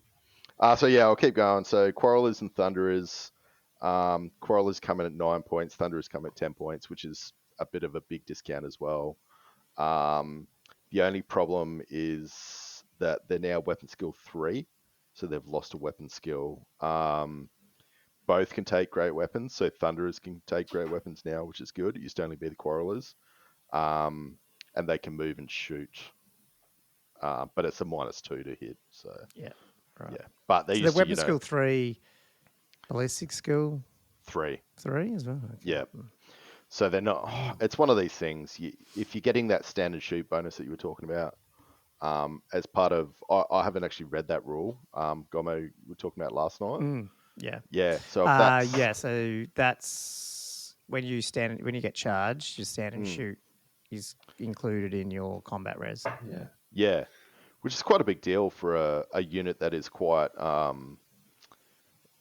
able to take on. It's a semi-combat unit. Like it's not the greatest combat unit, but if you've got a semi-combat unit, is there any? And I'm assuming it's the same for the detachments. Although obviously, don't quote me on it. But I don't know if dwarves can have detachments. But for what armies that can, that's pretty cool to have. Because obviously, if you're getting charges and you're a missile unit, you're probably going to get killed anyway. Yes, you're not really a combat heavy dudes, but if you've got detachment shooting and then they're adding 2 or 3 shots in onto combat res, it's pretty cool. Well, that's why dwarves and like Quarrelers and Thunderers used to be pretty good because they were like a little shitty. They're tough 4 and and then they used to just turn into like a dwarf warrior basically. Yeah. Whereas now they've lost that weapon skill, so they're not as effective. But they're dropped in points because of it, did you say? Yeah, they have dropped in points, but they've got that drilled rule that's actually you got to buy as well. Yeah, gotcha. Yeah, so drilled, by the way, I found it. It's both. We're both right. So you can perform a free readjust the ranks maneuver immediately before moving, and you also ignore an enemy within 8 inches in terms of marching. So what? Hang on. So when can you do the reform? You do the free readjust the ranks maneuver immediately before moving. And then you move as normal. So that's before. And then in addition, a drilled unit can march whilst within 8 inches of an enemy unit without first taking leadership check. So it's not, you can't sort of deploy in march column, go 3. No, it sounds like. And then do it. Yeah. Oh. It's before you move. Oh, hang on. No, before moving. Like, what does that mean? Can I reform before? Oh, no, before moving. So I have to declare a charge. Like, you know what I mean? Like, can I declare a charge? And then in my movement phase, when do you move charges? It's your movement, isn't it? So therefore, can you declare the charge at the beginning and then do your reform and charge? Does that? I guess we don't know because we don't have the book. It's hard to know. I haven't looked into that far. Yeah, I found the special rule. That's all. Yeah. Questions. Someone will comment and know what it is. But, somebody will know. To look at small videos. Yeah, but you can at least move them up enough where you're like, you could just have one big march. And let's be honest, a triple march for a dwarf is still only 9. Yeah. So, but then reform everything before your next movement phase, and at least you're further, at least 3 inches. But but dwarves take every inch we can get. Certainly helps though. Like those. I mean, I haven't looked through the scenarios. But for those ones where you're trying to get somewhere and you're not really worried about combat, being able to move 9 to get there, rather than 6, Yeah. But we'll see how that goes. So cracking on. Longbeards, they're coming in at 12 points, 0-1 with the king. Otherwise, they're coming at special. That's his core. Would be up to 1 with the king. They're pretty much unchanged. Longbeards, they got all the same. The old Grumblers rules change. It's called something else, but it makes people immune to panic within 6 inches. The Rangers, 11 points, which is pretty good, I thought. Coming in as core, Scout and Skirmish. You don't get skirmishing dwarves, so that's fantastic. And they've got like the move through cover, so these are like the guys that can actually, you could throw them in a wood, and I dare say they would go pretty decent in a wood. I can see being, you can give them great weapons. You can do all that stuff. I just think they're a really good unit for 11 points, and you can take it as core. One of these. Yeah. So I'm loving that. And what did you say it was, though? 0-1? Yeah, 0-1 is core. Otherwise, they're coming in at rare. Oh, okay. Right. Yep. Okay. So you could still have few units of them, really. Just using rare up to do it. Yeah, okay. Yeah, the rare slot for me, it's not. I'll hit it, but it's got it right. Sometimes like rares, it's like Miners, they got exactly the same stuff. So they got Ambush and Vanguard coming at 12 points. They can take like your different weapon options. I don't mind Miners. Technically I just don't use them because I don't know, just ambushes sometimes, like, they just don't come on always when you want them. Yeah. Can be a little bit unreliable. It's different now, isn't it? Because it's a leadership test, is it? Well, I haven't looked at the ambush rule. I'm just going off older editions. But yeah, Josh can find it. I can find it. All right, fine. If it's a leadership test, I might be getting confused because the Tomb Kings have a slightly different rule. So maybe I'm getting confused. That would be obviously a lot better. Be terrible for beastmen, obviously. Anyway, I'll keep going as Josh is trolling through. No, I think it's 4+, and it's each turn. The dark web. And then on the 5th turn, they come on. Yeah. I think. Anyway. Or do they get lost? I thought they got lost or something. Anyway. Slayers, they're coming in at 12 points. Still not fantastic. The only thing I do like about Slayers, especially with dwarves, you can put them on a flank and you don't have to worry as much about getting a flank charge from cavalry. Do you, with Unbreakable, maybe you're just about to go into this, or whatever they are, do they not move at all when they lose? Like, is there any, I mean, like, how in this edition that's going to be a lot of pushbacks and stuff. But if you're Unbreakable, do you literally do not move? Because if that's the case, some of these units that are like that might be actually quite interesting because everyone else is getting pushed around and they're not. Yeah, I don't know if that's true. I haven't looked at the rule, but I'm just wondering. Nah, well, these are the rules. I haven't actually looked up the second party rules. I've basically only been trolling through and using a reference from the special rules of 8th and 6th, which could be totally off, obviously. But yeah, just their stat line themselves. The one thing I do think is good for Slayers is they can be a launch pad for your Demon and Dragon Slayers. Because obviously you don't want to leave them out in the open to get shot and magicked off. Hammers, obviously 0 to 1, what, for your These Lord guys are good, aren't they? I heard people are raving about them. Yeah, they're not too bad. So they're coming at 16 points. They've got 1 attack. So when they get charged, they're +1 attack, +1 initiative, which takes them up to initiative 4. They're +2 strength, +2 armor bane. Armor piercing, and armor bane 2. Ooh. So on a 6, you're going to be -4. -4, yeah. And armor piercing's obviously pretty hard to. Obviously the saves seem like they're a lot less, and obviously armor piercing's harder to come by. So so I just say Unbreakable. You do give ground still. Okay, you give ground. Yeah, sweet. And then it's not a great weapon, so it's not strike last. And there are runic items that give you ways of negating charging benefits for the charger who's charging you. Right. So you could see hammers getting charged and possibly not taking a hell of a lot of punishment from the charging unit, particularly cavalry, obviously. I'm pointing the finger at you. And chariots. So they negate basically the charging benefits of weapons and things like that. One of the runes. Which is, when it says charging benefits, is that like the strength stuff or even the initiative? Is that what you mean? I can tell you if you really want. Because you get the up to +3 initiative. Yeah. I'll keep going. Because that would be interesting. That's where you charge in. I mean, they're still going to be initiative 2 dwarves, though, aren't they? Whatever. So when you get charged is +1 initiative, and I'm pretty sure they are initiative 3 base. So I'm pretty sure we go up to initiative 3. I've got it with me right here. Talisman, standard. Yeah, so Master Rune of Hesitation, 45 points. An enemy unit that charges the front arc of a unit carrying a standard inscribed with the unit hesitation does not count as having charged for the purposes of choosing which weapons to use or using any special rules it may have. That doesn't really answer my question whether or not they get the up to +3 initiative, because it's not a weapon. Oh, yeah. And it's not a special rule they have, it's an actual rule of the game. I don't know. No. Yeah, so I think you still get the initiative. Okay. But your lance probably won't be a lance anymore. Yeah. Which is going to make you a lot less. Yeah, I mean, that's killing. Yeah, you're not going to charge into that with cavalry.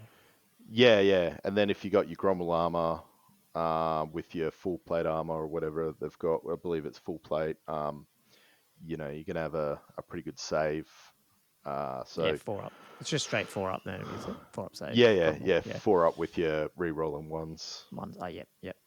That's cool. Oh man, I'm going to be playing dwarves a bit, aren't I? Against dwarves for it. Well, hopefully we'll see. So Ironbreakers, they're coming at 15 points. So these guys are really good. I love the Ironbreakers. So they got a 3 up save. They're obviously re-rolling their ones with the Gromwell armor. They got a 6 up ward against non-magical attacks. So they're pretty tanky. Sorry. Yep. I'll just keep going because obviously this is starting to blow out. So your Iron Drakes, they're coming at 15 points. They're lost a weapon skill, but they've gained a ballistic skill. So they're weapon skill 4, ballistic skill 4. They're not too bad. So they got a 4 up save, 5 up ward against flaming. The dragon, it's pretty much the same thing. So it's like 18 inch. Short. What's the range on that thing? 18 inches, strength 3, quick shot, armor piercing 1, armor bane 2, but the troll hammer torpedo as well, it's pretty good. So 24 inch range for your champ, strength 8, AP 3, D3 wounds. Okay. So it's kind of like a mini bolt thrower. Your gyrocopter, these things are... Is this where you talk about the gyrocopter list? Yeah. So it's getting around because you can have 6... You know about this, Josh, or you haven't? No, I don't know what you're talking about. Oh, okay. Well, yeah, this is the game's broken, Josh. We have to quit playing right now. Yeah, we can't play anymore. Because it's broken. That's what everyone's saying. How can you have a gyrocopter list? I don't understand. What are you talking about? There's not like there's no cap on gyrocopters. Yeah, there's no up to special. Yeah. So 50% of your army. Oh, they're there in special. Yeah, okay. Yeah, right. And then gyro bombers are in rare, so you can have like this gyrocopter, gyro bomber. So it's like 18 gyrocopters and bombers or something. I don't know, whatever it was, 15 or something. Okay. I don't know how many. Just destroying your day. But they're 60 points. So for 60 points, these things are cheap. Yeah. You got Vanguard, Swift Strike. So the Steam Gun again, it's got the template, Strength 3, AP 1. You've got Brimstone and a Clatter Gun. So 2 different options. One's a bit more, pumps out more shots, but it's like less strength. So it's like Strength 4, but that's quick to fire. So you can like march and fire. And then there's a Strength 5 version, which is like D3 plus 1. So it depends on what you want to do. You've got a dive bomb. So when you go over a unit, you can do this once. D6, Strength 3 hits with like -1 AP. Gyro Bomber, it's 95 points. And then I don't like the Gyro Bomber because like when you go over something, you got to roll the dice, and then like 1 you take a wound, 2 it's like a dud and it like just kills one guy. Is one of them like 2 templates and they both scatter, or is that a different one? Yeah, so with the Gyro Bomber, it's I think it's 1, 2, yeah, so 3 to 4 is the 5-inch template, which scatters D6, and then the 5 and 6 is 2 3-inch templates, which scatter D6 as well. Right. So yeah, they're pretty good, but I mean, like you've got a 1 in 3 chance of doing nothing to some extent. I just don't like the reliability, but we'll see what happens there. And yeah, the War Machines. I won't get into the War Machines because the War Machine's pretty unchanged. So I just shared the Warhammer store. Gyrocopter's out of stock. Oh, out of stock. Is that funny? That's not Australian dollars, is it? For 60? It couldn't be. No, I don't know. Can't remember. It says it's AU URL at the top. It is. Oh, is it? Oh, bargain for 60 yeah, it bucks. does. ENAU, yeah. What's 18 times Isn't that 60? crazy though? You just said, is that 60? Like, and you meant that cheap, didn't you? You did. Yeah. I did. That's what's so funny. Anyway, sorry, I'll keep going. I just wanted to check while you were talking, Andrew, and I went, I wonder if they're out of stock. They're out of stock. That's it. I don't want to get into War Machines because it's like, I don't know. They might have been out of stock before it came out. It's probably not related, but who knows? Yeah, quite possible. It's interesting that the gyrocopters are all monstrous cav. Like that is crazy, isn't it? You could have a unit of them. That's pretty intimidating, especially if you're doing a dive bomb run with like 3 of them. That's 3D6. Yeah, they got like impact hits and was it D3 impact hits? I mean, there's going to be some dumb stuff like this, and it'll get adjusted. I mean, I don't think you'll have armies of 18 of them, but yeah, you could totally use it where instead of it being a single redirector, which is classically that's what it's been, you could actually have a fairly intimidating unit. of 3 or 6 of them. Pretty much like they're a monstrous cav unit, like any other kind of monstrous cav, But they got fly 9. But they fly, and they can fire and flee, and flame bombing everything, throwing out 3 flame templates, killing things. It's a bit scary. Yeah, that's what I thought. For 60 points with that flame template, you're going to be doing some damage, especially against elves. Hey, and humans. So so all up play style, I feel a lot hasn't changed, but I feel like Sorry, I just screwed you around. What was in rare? The bomber, the organ gun. Oh, the bomber, the Rangers as well, and the Rangers. Yeah. The Rangers and the flame cannon. Oh, okay. Yeah. Okay. Yep. Yeah. Cool. So yeah, but yeah, I just like from a playing perspective, it just I like where they're going in a sense that it seems. I hope they do seem to get a bit more combat orientated. It's going to be hard to see until the Arcane Journal comes out. But yeah, it looks, obviously that, I don't know, the shootings, it's almost like the Rangers are like good, if you know what I mean. And then so it's almost like they are trying to get you to sort of get out. We'll see how we play. And a lot of people seem like they are dusting off dwarves. So I think they're going to be quite popular. That's the other thing. I mean, we won't know, but with the 9 factions, I guess I would imagine over time the 9 factions will become more popular than not, just because they're the ones getting new rules, at least in the first couple of years. New releases and stuff. Because of that, there's going to be less variety. So, I don't know if things are going to be more popular. They just might be more prevalent because there's less options. Do you know what I mean? Yeah. So you'll see dwarves more often, but you'll probably also see chaos more often and that sort of stuff. But yeah, I think they will be there. You're right. I mean, they're classic armies. They've been in starter sets. They've got heaps of different third-party models, which is a whole different topic.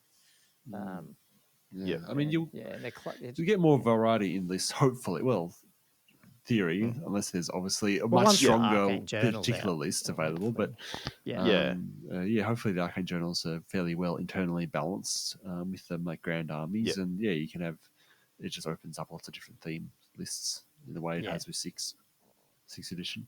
Yeah. So you're obviously keen about them, like that's they're looking. You're just still concerned that they might be a bit shooty, but they're always probably going to be a bit shooty. But I'm not overly concerned, but I just that vibe is definitely, I feel, pushing them to be more combat, less shooty orientated. Nice. We'll see what happens in that realm, but I mean, there's still the options there to castle up for sure. Yeah. What did you find in the Bretts, Josh? I mean, mine is nowhere as in depth as that. No, neither is mine, by the way. Oh, that's both bit equally. And sorry, I am yawning a bit, but that's because I did karaoke Saturday night to midnight, and then me and Andrew played to midnight. Yeah. And I'm always up to midnight when I'm podcasting, so it's 3 nights at midnight. Sorry, I'm just opening a window here. It's got nothing to do with Andrew's talking. My alarm goes off at 5, so yeah. Look, I wasn't really going to go unit by unit. I was just going to grab a few things that looked interesting, that are clear differences from the 6 ed book, and sort of certain rules that they've given some units and then others not. I do like that squires have their own little unit entry rather than, because they've always been like previously they've just been you can just give the peasant bowman skirmish in the 6th book. I think the 5th book might have had squires, but it's nice that they've got their own one, and you've got a whole bunch of extra options with them, because they've actually got Vanguard with skirmishes and move to recover, but you can give them fire and flee. And you can give them some other special rules that I can't quite read on the PDF. Bizarrely, when I was reading through the Arcane Journal, it says you can have mounted squires in the Crusader army, but there's no mounted option that I can see in the main book. So that may be an option that that's in the Arcane Journal. Because I love squires. I always put them in if I can take them. what was I going to say? I was mainly looking at the knights really, because obviously that's where I'm most interested in, and the way they've structured the differences between the errants, the knights of the realm, the questing, and the grails. It is kind of interesting because like the errant knights have dropped a point. I think they were 20 points in the 6th ed book, so they've gone down to 19. They still have like an impetuous type rule. They still have like all the normal armor and stuff. They haven't changed anything in that regard. They still come with lances, but they don't have countercharge, which is interesting. Because Knights of the Realm and the Grail Knights have countercharge. Questing Knights don't have countercharge, and neither do Knights Errant. So it's interesting. So like they are actually even more cheap than the other knights, but you're having some limitations with that as well, which I actually quite like. I quite like because it's kind of like will you try and take the cheaper knights and then risk being outmaneuvered in that regard, or will you have the safety of the Knights of the Realm, which are 24 points, so they're the same point cost as the 6th ed. But they have an extra bit of weapon skill, they have an extra bit of leadership 8 rather than 7, and they have your counter charge buff as well. I think they can take magic standards. Oh no, they can both take magic standards up to 25 points, which is nice. I don't think there's no options for either of those units to have characters with magic items actually.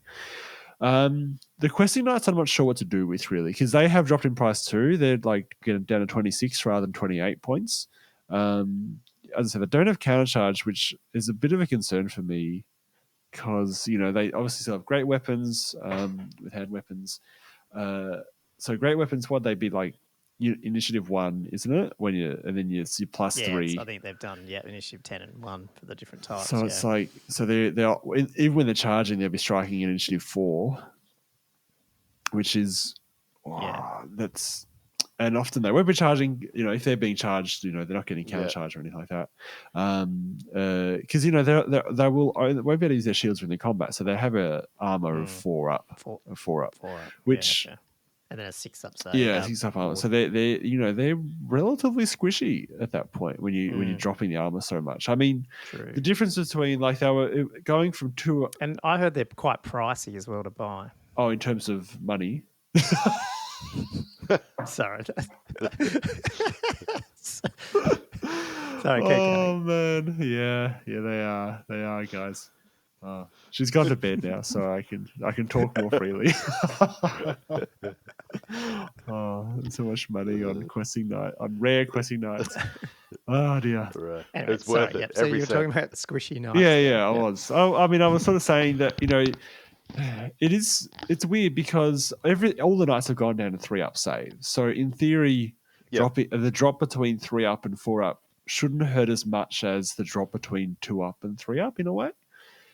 Because but the difference between a 2 up and a 3 up, you're failing twice as many wounds. Whereas statistically, the 3 up to 4 up doesn't hurt as much, but it's still like if you're not striking first and you're charging in, it's and they're tough. What are they? Tough 3. Tough 3. They're strength 4, so they're strength 6 with a great weapon. Yeah. But it's kind of like if they're not striking first, you'll be obliged to use the hand weapon and shield to make sure that they're not striking back almost, because... Do they end up being a different unit in the sense that they're going to be like a supportive unit where you're going in with some other cap, like charging in and then coming in from the sides and stuff, so they're not getting that volume of attacks anyway back? Yeah, maybe. Yeah. Maybe. I mean, they haven't given them any other special rules. Like, they're not like weird skirmishes or like move through cover or anything like that. But yeah, that may be the rule they have to have. They can have a standard up to 100 points, and the champ in that unit can take a virtue. So maybe there's a way of buffing the unit to give it more versatility. I mean, unfortunately, it's got to be in the context of the rest of the virtues, which I don't think I've been able to see what the virtues are. Are they the cavalry unit that makes sense to charge into or get charged from the hammerers? I don't know. Yeah. In the sense that I don't know. Yeah. Yeah, maybe. I mean, the thing is, the hammers are probably absolutely wipe a bunch of them before they get to strike. So yeah, I don't know. It's hard to know where they sit. Like it's always the question is that when you got four different knight units, making sure they're all viable. Yeah, it's hard. I'm really hoping they are my favorite unit, and that's why I spend so much money on buying individual ones. But redacted. Ultra rare. But yeah, so I'm hoping they'll benefit, and they have dropped them by 2 points, which so they're only 2 points more than Knights of the Realm. Whereas the Ground Knights, obviously we've been through this already because the Ground Knights, we got a big sheet of this back with the Almanac. So 38 points, same points. Weapon skill. Oh, they're weapon skill 6. Oh yeah, that's right. Oh yeah, so questing is actually weapon skill 5. So that must be really. They've really pulled out the weapon skill ranges, haven't they, for all these guys? Yeah. So the Ground Knights have got they've got all the stuff going on, counter charge, and they're tough 4, and they've got 2 attacks each, and I don't think I've ever taken a Bretonnian list without a unit of Ground Knights. I just love having Ground Knights. Yeah. They're 0 to 1 rare. You can't take more than 1. I think that's the case. I don't have the I don't know where the thingo is. I'm pretty sure they are 0 to 1, but I don't actually know for 100%. The Peg Knights are also a bit different because they've got Furious Charge, which gives them extra attack. So they're actually they're a bit more scary. That's good. How far? And what's fly? What fly 10? They've got fly 10. Oh wow! They've got counter charge as well. And they weren't too shabby before either. No, not at all. I mean they did benefit a lot from some of the special rules, like the fact that in 6th edition skirmishers had 360-degree line of sight and could charge in any direction. So Pegasus Knights really benefited from that a lot. And there's still skirmishes in this game, but I'm not sure how skirmish works actually. Is there a 360 line of sight for skirmishes in this? Have you guys looked up the special rules yet? I'm still learning the difference. I know that Open Order does the pivot and Skirmish can do more than that. Well, Skirmish probably has pivot. Oh, I don't know, actually. I haven't gone through many of the special rules. Yeah, no. From the rule book. Fair enough. Otherwise, that was most of them from the book. Like, the Mad Yeomen are very similar. Like, they haven't changed that much. They're still... They are skirmish now, and they have fire and flee as base, which is kind of cool. It's cool. I can briefly mention the Arcane Journal list though, because those are quite different actually. Because I've only just really looked through it today, really. But the Errantry Crusade does look fun. I mean, they both look fun, and I must admit, I'm really torn about what to do. Because in Errantry Crusade, like. The Aaron and Knights of the Realm are core. The foot and mounted squires are in core as well. So I'm really intrigued what the mounted squires look like, because mounted yeomen, which are probably one of my favorite units in Bretonnia, in that they're so useful for redirection and stuff. They're actually in rare in Errantry Crusades, so I'm going to be relying on mounted squires, I reckon, for that role. And then the mercenaries, which it's your point, Colin.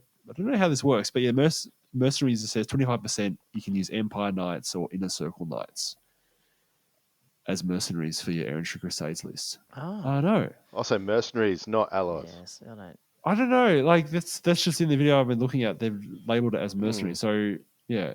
Well, hopefully, I don't know how people who've done how to interpret video that. listening can maybe let us know in the comments, because I'm still confused between those two, and I saw some of them today mentioning that they didn't know either. So maybe it's not all out. I mean, it must be. People have got the rule books. Yeah.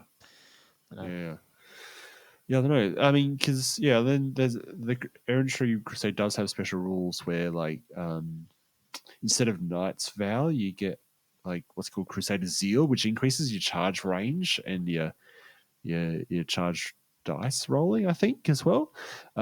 Which means that I feel like Knights Errant become more viable in this kind of list, because even though you don't have counter charge, if you're able to charge longer distances, it sort of compensates for that weakness more.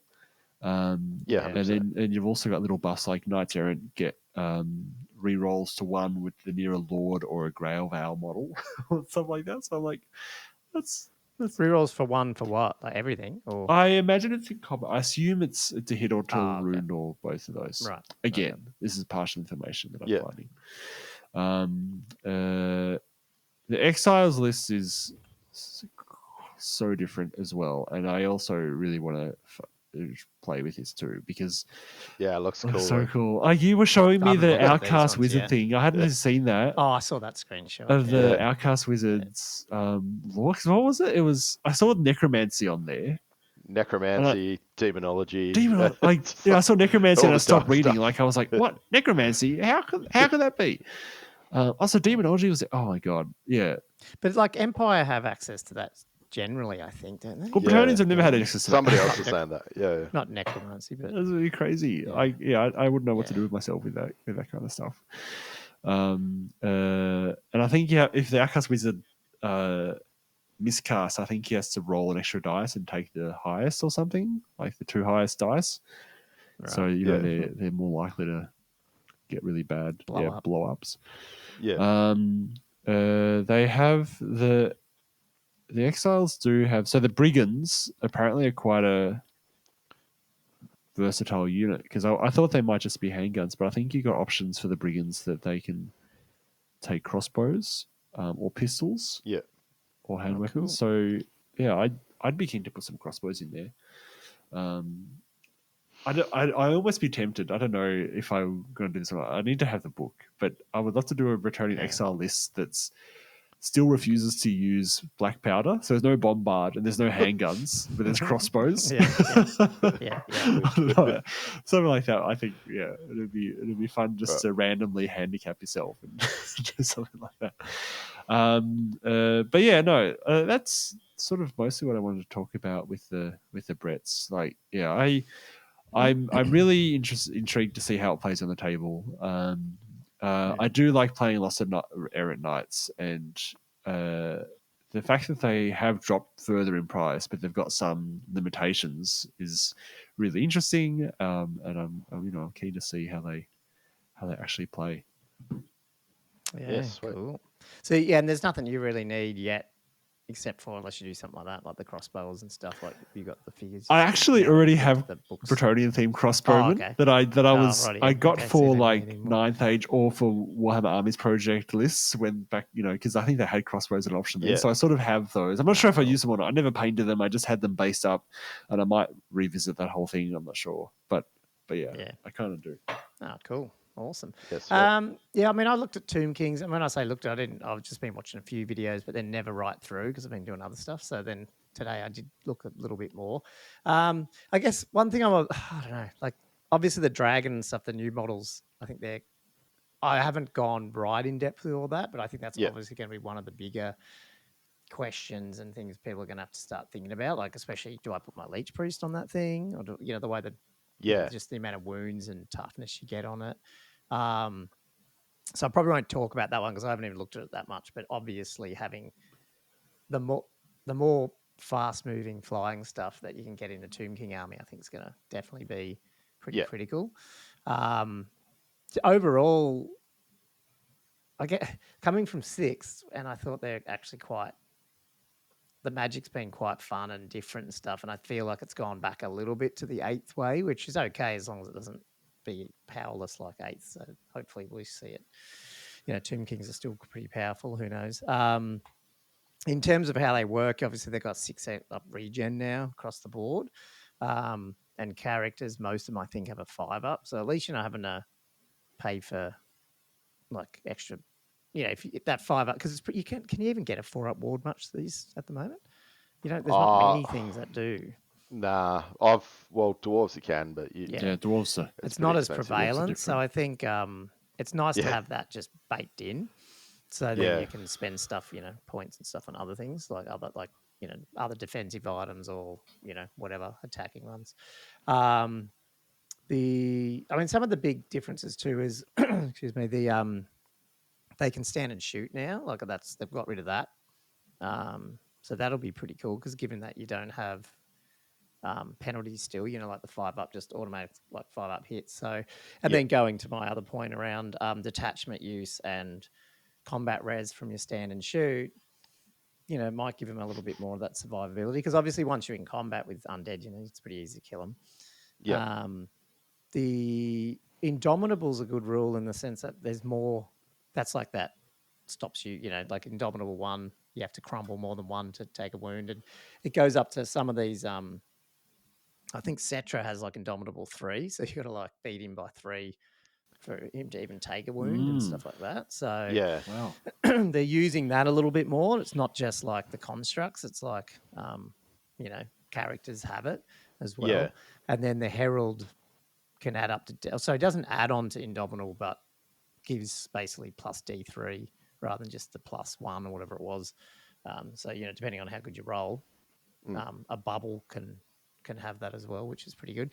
So I think there's some good things like that. There's little changes, like the My Will Be Done thing seems less. I like the old one, where like if you put your, I love 6th edition My Will Be Done in the sense that you got those spells, so that's cool. But in 8th you had the you could give your ballistic skill or weapon skill to the unit you're in, whereas now it's 3 different types of bonuses. So one of them would be, which is probably the one that's going to be interesting, is I think it's plus D3 to your initiative and movement for a unit, but I think you have to be in it. So this is the whole thing with them. And then another one is just +1 weapon skill or something. And I can't remember what the other one is. So it's a little different. It feels less potent when I read it. Like I don't sit there and go, oh shit, that's so cool. But again, without playing it, it actually might be pretty good. The Leech Priest can do an Arise spell. It's not really a spell. They've just got leadership test and raise. So I think this is the question. Like if you have one big Leech Priest, or do you have lots of little ones? Because if you could spam out, like if you have 3 or 4 of these dudes that can be raising D6 each back just with a leadership test, they become quite resilient again. Without even using magic. You can't dispel it. Like it just happens. So that's pretty cool. Jeez. So I don't know. Again, I don't know how these all join together or not. Who knows? Scorpions are still good. They're cheaper, 70 points or whatever. The poison, I think that's only 1 attack. You got to buy. You can only have you can choose to use 1 of your attacks as a strikes first. Like the tail poison attack. Nice. Yeah, it's just as the tail, but cool. The actual claws are all killing blow, but also monster. What's it called? Slayer or something. Oh, yeah, monster Slayer. Yeah. So I think you're going to see a lot of scorpions too, given that what we just said before, where it's probably monster/hero hammer. Then you can have up to 3, I think, per 1,000. I think you'll see scorpions. Are they just normal ambushes now? They're not like coming out of the sand. Yeah, so I guess that's the other thing. They're ambushes, which is 4 up. It is 4 up each turn. On turn 5, they come on. But when you have a Leech Priest, they have a rule that they just have to pass a leadership test, and they can bring on an ambusher within 12 inches of them. Right. Cool. So you can fly the dragon over and go, boom, I'll bring up all my scorpions behind you. Oh, God. So I think the Tomb Kings are going to be one of these finesse armies again, where you got to it's not a beginner army. Do you know what I mean? Like that is a good. And rule, I am a beginner, so that's You're not a beginner. Just like... No, I know. Like he is. But yeah. So that's sounding cool. Yeah, they've added all these other stuff. So I just they've got detachments. You can put archers in skirmish, which allows them to do they're going to be able to pivot and just hit on 5-ups with their. I think they're still going to be pretty shooty if you want to be shooty. Oh, is that like an open order type thing? Is that what that is? They're open order, and you can skirmish. So you can either be in open order and get the pivot, or they can also be skirmish and also get that pivot. So I think they can be fairly turning, move a bit, shoot 5-up, hit on 5s. So you might spam big units of archers still. I don't know. Have you heard of chariot runners? Did you see that rule? No. Oh, okay. So I heard the phrase, but I don't know more about it. Yeah, so a chariot runner unit, and that's archers and stuff like that. Skirmishes that are there, but your chariots can move through and charge through them. Oh. So you can deploy your chariots behind them, so you can't get charged, and then you can just charge straight through your own dudes and just and then you just move the other guys out of the way. Even if you land on top of them, it's just basically it's one of those 6th edition. Just move them so they get out of the way. Yeah. So that's going to be interesting. Have you? Sorry to interrupt. Have you looked into the? I don't know if you're going to hit this. The heavy cav for the skeleton horseman.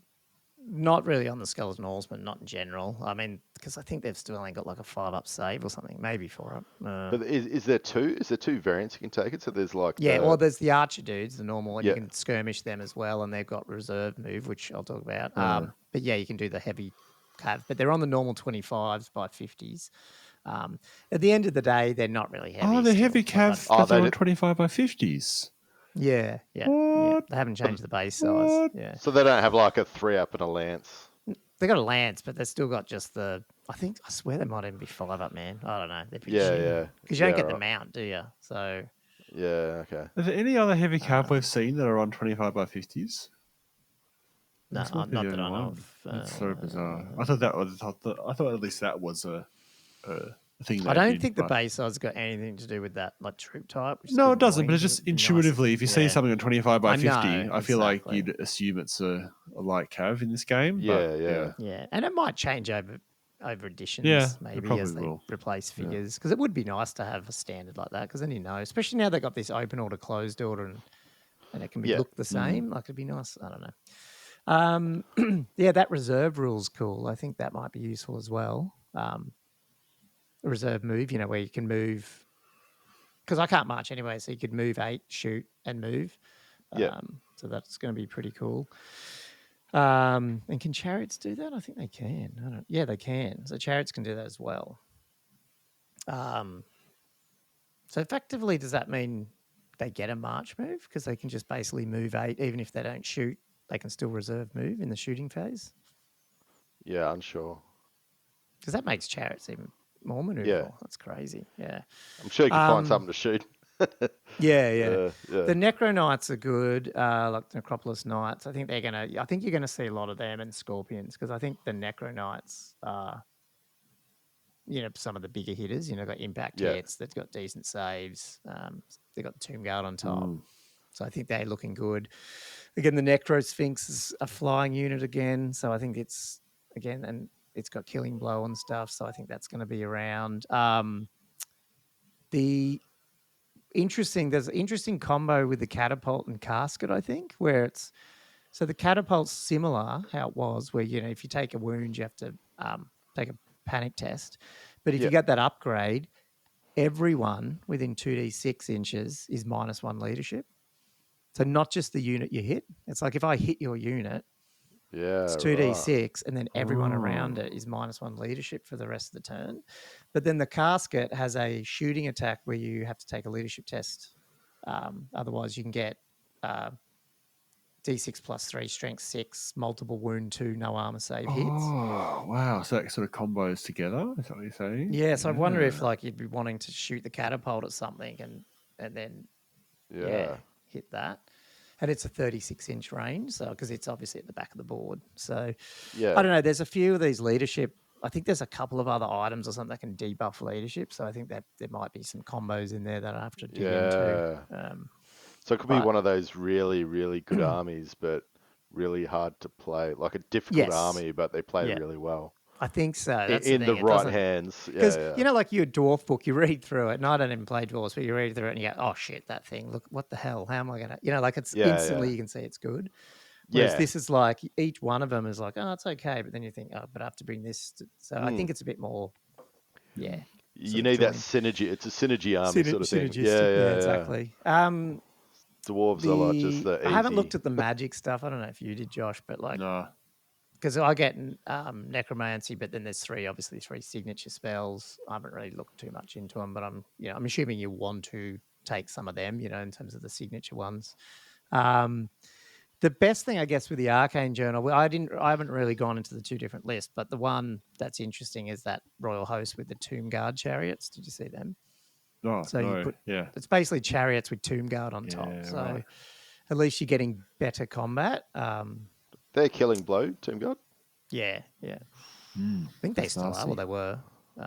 They're just better, strength 4 and all that sort of stuff. So I think they're. I think you'll see that. And some guy on a Discord did like a couple of breakdowns of like just generic stuff. Like it was like against strengths, toughness 3, light armor, and against toughness 3, heavy armor, and against toughness 4, heavy armor, like dwarves, and against toughness whatever 5.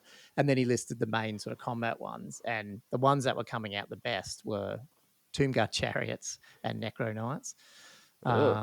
So I think they're, in terms of combat stuff, they're going to be the ones that you'll see potentially. Cetra, though, is pretty cool, but he's 445 points because he ends up being he's got to be the Hierophant, so, and he can do a rise even though he's technically a Tomb King. But it's basically his weapon skill 7, strength 6, tough 5, 8 wounds, 6 attacks, plus 4 horses, and then he's -1 to hit him for the rest of the game if he causes a wound on you wounds with his strength 6 AP 3 flaming attack weapon. It's a tank. So, that is decent for what you're paying. That is decent. Yeah, well, I just like this which suffer 1 or more wounds from it are -1 to hit when attacking for the game. Yeah. I don't know if it's cumulative, but you'd like to think not. Yeah, but then I would like to. Yeah. Impact hits 2d3, so I like that. Indomitable 3, like I said before. Yeah. So yeah, he's got to do challenges and all that sort of stuff though. So and his My Will Be Done, which is that plus initiative ones or whatever, that can be done in a bubble. And then he also, Cetra's Impact hits a flaming magical attacks at AP 2 and can join Tomb Guard chariots. So I wonder if you'll see like Cetra in some Tomb Guard chariots. Be interesting. And I've got him, so I have to paint him up. But I might get different horses for him. Yeah. So that is 8 wounds. That is insane. So oh god. Yeah, pretty crazy. I think the 9 wound one is the Tomb King on the dragon gets 9 wounds. I think that's the biggest we can get. I think. I don't think there's anything toughness 10 though, like you guys had. I don't think like you can get to. I only get 6 wounds. So I don't have 9 wounds or 8 wounds. Yeah. But the fly thing's interesting because I'm pretty sure I'm trying to find it, but I'm pretty sure you can still do the march stuff with fly. So I think the carrions, all those type of things, and the that Necrosphinx and stuff, they're going to be pretty. It's going to be good to have some stuff that can move around the board pretty fast. I don't know what other notes I had here. Oh, so the things I'm a bit sad about is that the Tomb King curse thing's just crap. Now it's D3 strength 2 AP dash hits if you fail your leadership test. Oh yeah. So, when he dies, you mean? D3 strength 2, AP dash. Wasn't it like D6 automatic wounds or something? Like something. Yeah, with no save. Yeah. Yes. Of any kind. Yes, it is. Yeah. Spoiler. So, surely it goes off so rarely that I don't know why they nerfed it so much. But anyway. Yeah, that's a huge nerf. Yeah, and the Stalker's Gaze seems a bit crap, but maybe it's not. I don't know. It's one of these strength 2 hits against your initiative, though, not your toughness. 18-inch, but no save. So I don't know. Like these low strength hits, I don't know if they're going to be that good, especially when they're not. It's not 3d6 version of them or something. So yeah. And most of the stuff that's going to kill you think is going to be a high toughness sort of, and high initiative because it's probably attacked you to do it. Yeah, I don't know. Yeah. So I wouldn't say I'm jumping over the moon with it, but at the same time, I haven't played Tomb Kings with all the bigger stuff because I didn't. Yeah. I think I played it in 9th in the first version, and they were pretty good. I didn't mind them, but I've never played it in 8th, so. It's going to be fun to see what the Necronites and the Sphinxes do, and having those guys plus the new dragon. It's totally going to change, and still chariots. Like I think chariots are definitely going to be in there.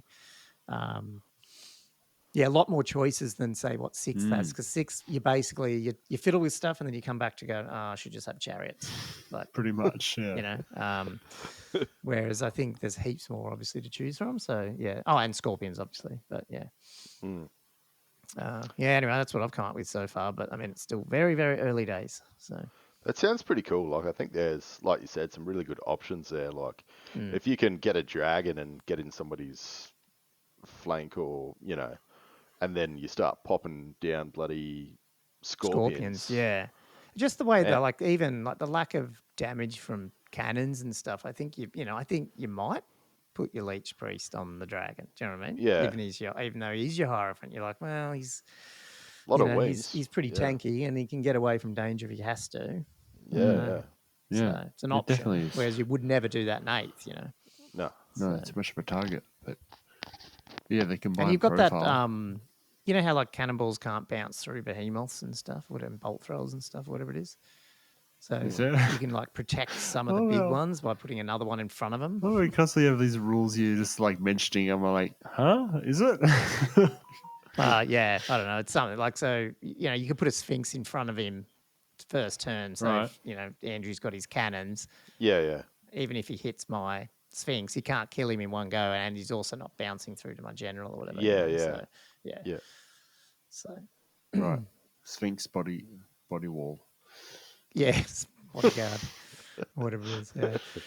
Yeah. Cool. I don't know, guys. Is there anything else on our sheet there that or anything else sort of old world related you want to? Just quickly, points. Oh yeah. Where do you reckon we're settling? Like, does it sounding like 2,000 points is the goer, or we don't know? I mean, we don't know yet, I guess. We don't know what's going to happen. So the 199 is intriguing. And I feel like I suspect we may end up leaning towards that more. I reckon. I think there'll be a few that run it that way initially. Hey, just to see what it's like. Yeah. And just for those who didn't pick up on that, like, it's because of those those slots, which I really like what they've done between the percentages and slots. I think mixing that stuff's interesting. Obviously, you still need to question if they got it right in terms of which ones have slots or not, like Pejorative. But assuming you've got that, then you can just go, well, rather than 2,000, I'll drop it to 1,999, and then that just has disabled those. For example, you can't bring the Duke then, could you? I think you can. Oh, no, just you not can. A second sorry, lord. but not a second lord. Yes, you're right. Sorry, or something. Yeah, you can always have one. Or maybe. Yeah, I don't know, but it does certainly limit a lot of things in that regard. I wonder if it may end up playing even smaller points. I don't know. I'm interested to play 1750 750 or 1,500 or something like that. Because the bigger these armies get, the harder it is to get it done in 2.5 hours as well. And especially if combats are going to be... especially initially. Yeah, and then also if combats are going to be prolonged, where it takes longer for units to be removed from the table. It potentially might make the game a longer process to play through. And we may find that, we do need to reduce the size of the armies just to make sure it's in I a did see reasonable one, frame. I wouldn't say complaint, but someone said it can be a bit grindy. And that could just also be people learning and just sort of just smashing into each other and then stuck there rather than sort of maybe, doing something a bit different, but who knows? Yeah, no, until we play it ourselves, who knows? I know. Yeah. What was the other one? Oh, the table size. You think you're going to be doing a 60 by 44? Well, we're talking about this. Yeah, I don't know. I haven't seen the full shots of that, but people were then coming back saying no, it is still recommended 6x4. It's just the minimum. I think so. Recommendation was 60 by whatever it was, the 5 foot by. Do you think they had to put that into the rule book just to appease the people that wanted everything to be aligned with AOS and 40k? Yes and no. I think there might be. It could be logistical in the sense. I mean, I was at Warhammer World, but I never looked and measured the tables because I'm wondering if they've adjusted them to get more in anyway as well, and they're not 6x4s. That say, for example, at Warhammer World, I can't remember because I didn't play a game there. Yeah, right. Oh, so you were there really this last year, weren't you? Yeah, it sucks. I wish I'd done. Well, it wasn't. I mean, it was a wedding, so I had to go. But it'd be good to go this year instead. now that it's out. But, Should have told them to postpone their wedding to this year. I know. So they had 2 of them. They could have chosen one to be a year later. Yeah. Because I mean, I feel like the base sizes are going up a lot as well. Like it's a good 20-25% increase in base size. That's going to make a 60 by 44 feel like I was doing some maths and I was like, it's going to feel like a 4 by 3 table almost once you've got. Yeah. Well, and you know what I was saying to Andrew yesterday? I mean, you got to buy a new. I had to buy another. Well, it wasn't for this specifically, but I bought another display cabinet because once you rebase, they're too big for the cabinet. Taking up more room. They're going to start bleeding into different cabinets. And stuff. That's the good thing about Games Workshop can have to bring out a display cabinet now for $10,000 for a rebadged IKEA. Don't give them any more ideas. Yeah, if you have them on adapter trays, you can take them off to put them in there. You don't have to buy a whole new display cabinet. Yeah, bugger that though. You know what? It's getting late, so I probably shouldn't go on a tangent. But the amount of comments I've heard from, I would have thought, fairly well and long-standing players who are mostly 40k players now, obviously, who have made comments about terrain and Warhammer Fantasy and that, for example, it was annoying to use the Realm of Battle boards because everything slipped and all the models fell off the movement trays and all that. I'm like, how were you not using magnets? Like what? I don't get it. And then I'm thinking, is it just me? I don't know. But like to me, the model's not even ready for painting until it's got a magnet on its bum and it's it's connected to a magnetic movement tray. I'm not even touching it paint yet. How do people? We learned that through hard experience of models falling everywhere, didn't we? So I'm just like, it's one of the things they bring up as being a bit of an issue. I'm like, it's not an issue. It's magnets. It never was an issue. I just don't understand. If that's what your problem is. Yeah, sure. But anyway. What? It's 40k people not used to it. They're used to moving every single figure and just putting them back in a thing. I'm like, nah, it's on a movement tray. Just put it back in I put the movement tray in the box, and when I get home, I put that back in the display cabinet. It's just all magnetized. Sure. 100%. So much easier than individually packing each miniature between games and little phone box stuff. I used to do that. That was very painstaking. Yeah, well, and you have to when you travel a bit too. You would have on that time when you're flying, or have you even now? Do they sort of sit? Yep, they're all. What I did was I magnetized the movement trays to the magnetic sheet on the bottom of the box. And then just put stuff around. And then I filled the whole box with packing foam. Oh, okay. Oh, yeah. That worked. Just meant I had to slowly pick out all the peanuts when I got there. Yeah. But, that worked, because I just couldn't, I couldn't go back to the days of pulling it out slowly. Even then, it didn't really necessarily prevent breakage. Yeah. Yeah. No. Oh, anyway. Well, that's another episode, Ben. Guys, I think so. Anything else to... I was going to talk a little bit about multiplayer type things, but I think I might do that next week because I've got some thoughts about that it might work not that well. Better. Intriguing. And I put out a call out for this, and other people can definitely, our listeners can contribute because we're unfortunately on the other side, we're underneath everyone down here in Australia. We're not getting we won't all have our hands on the rule books. We have this 3-week window where we want to be relevant, but we're doing our best. So if we've got other options to chat about, and that's one of them for sure, Josh, if you want. We'll talk about some things that are a bit more greenfield and not, so to speak, just, straight up what's the latest news in Old World, you know what I mean? Yeah, for sure. Yeah. I mean, it's next week we'll be doing CanCon lists and stuff anyway. We'll be off. Going back into the 6th edition tunnel for a few weeks before we emerge again with our rule books finally. So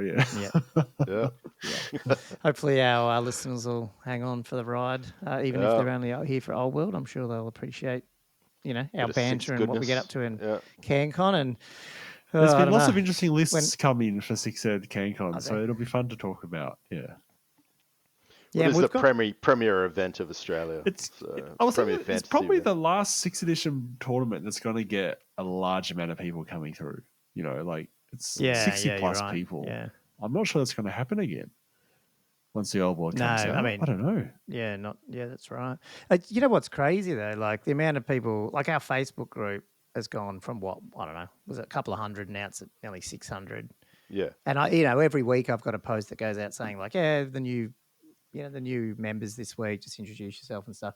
And I don't know, I haven't. There's too many comments to go through them all. But when I read them and skim them, they're mostly people that are coming back from either they haven't never played it or they're coming back from like really old editions. There's always the people we know who have played 6th or 7th and 8th, but there's a lot of people who left in 6th or left in 5th and it's just like wow, like yes, and you add them in to the scene.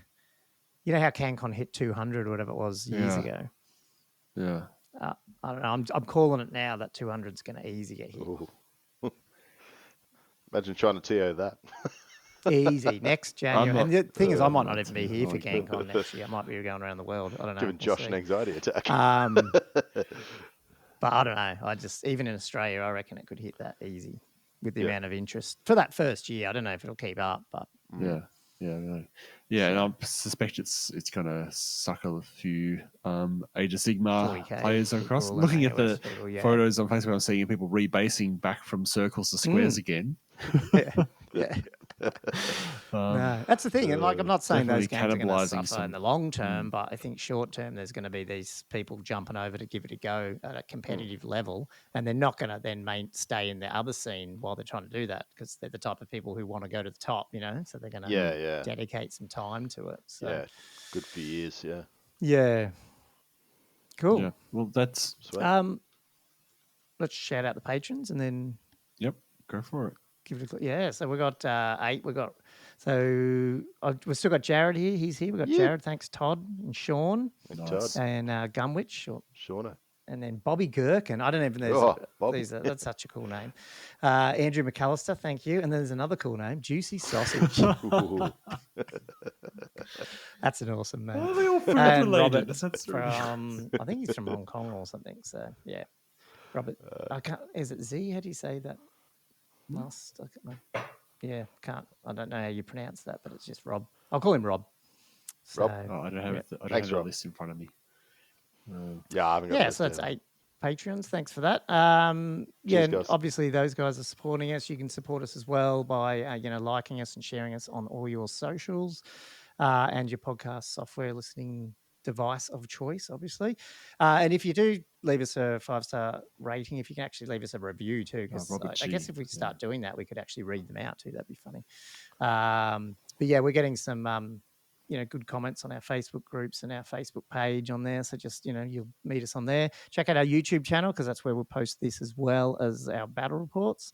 And especially when we're at CanCon next week, I think we'll try and do a few little ad hockey ones as well. That'll be pretty fun. Thanks for listening, guys, and Josh and Andrew, mate. Thanks for coming on again. And thank you. Yeah, and we'll see you next week. Absolutely. Cheers, guys. See ya. Ciao.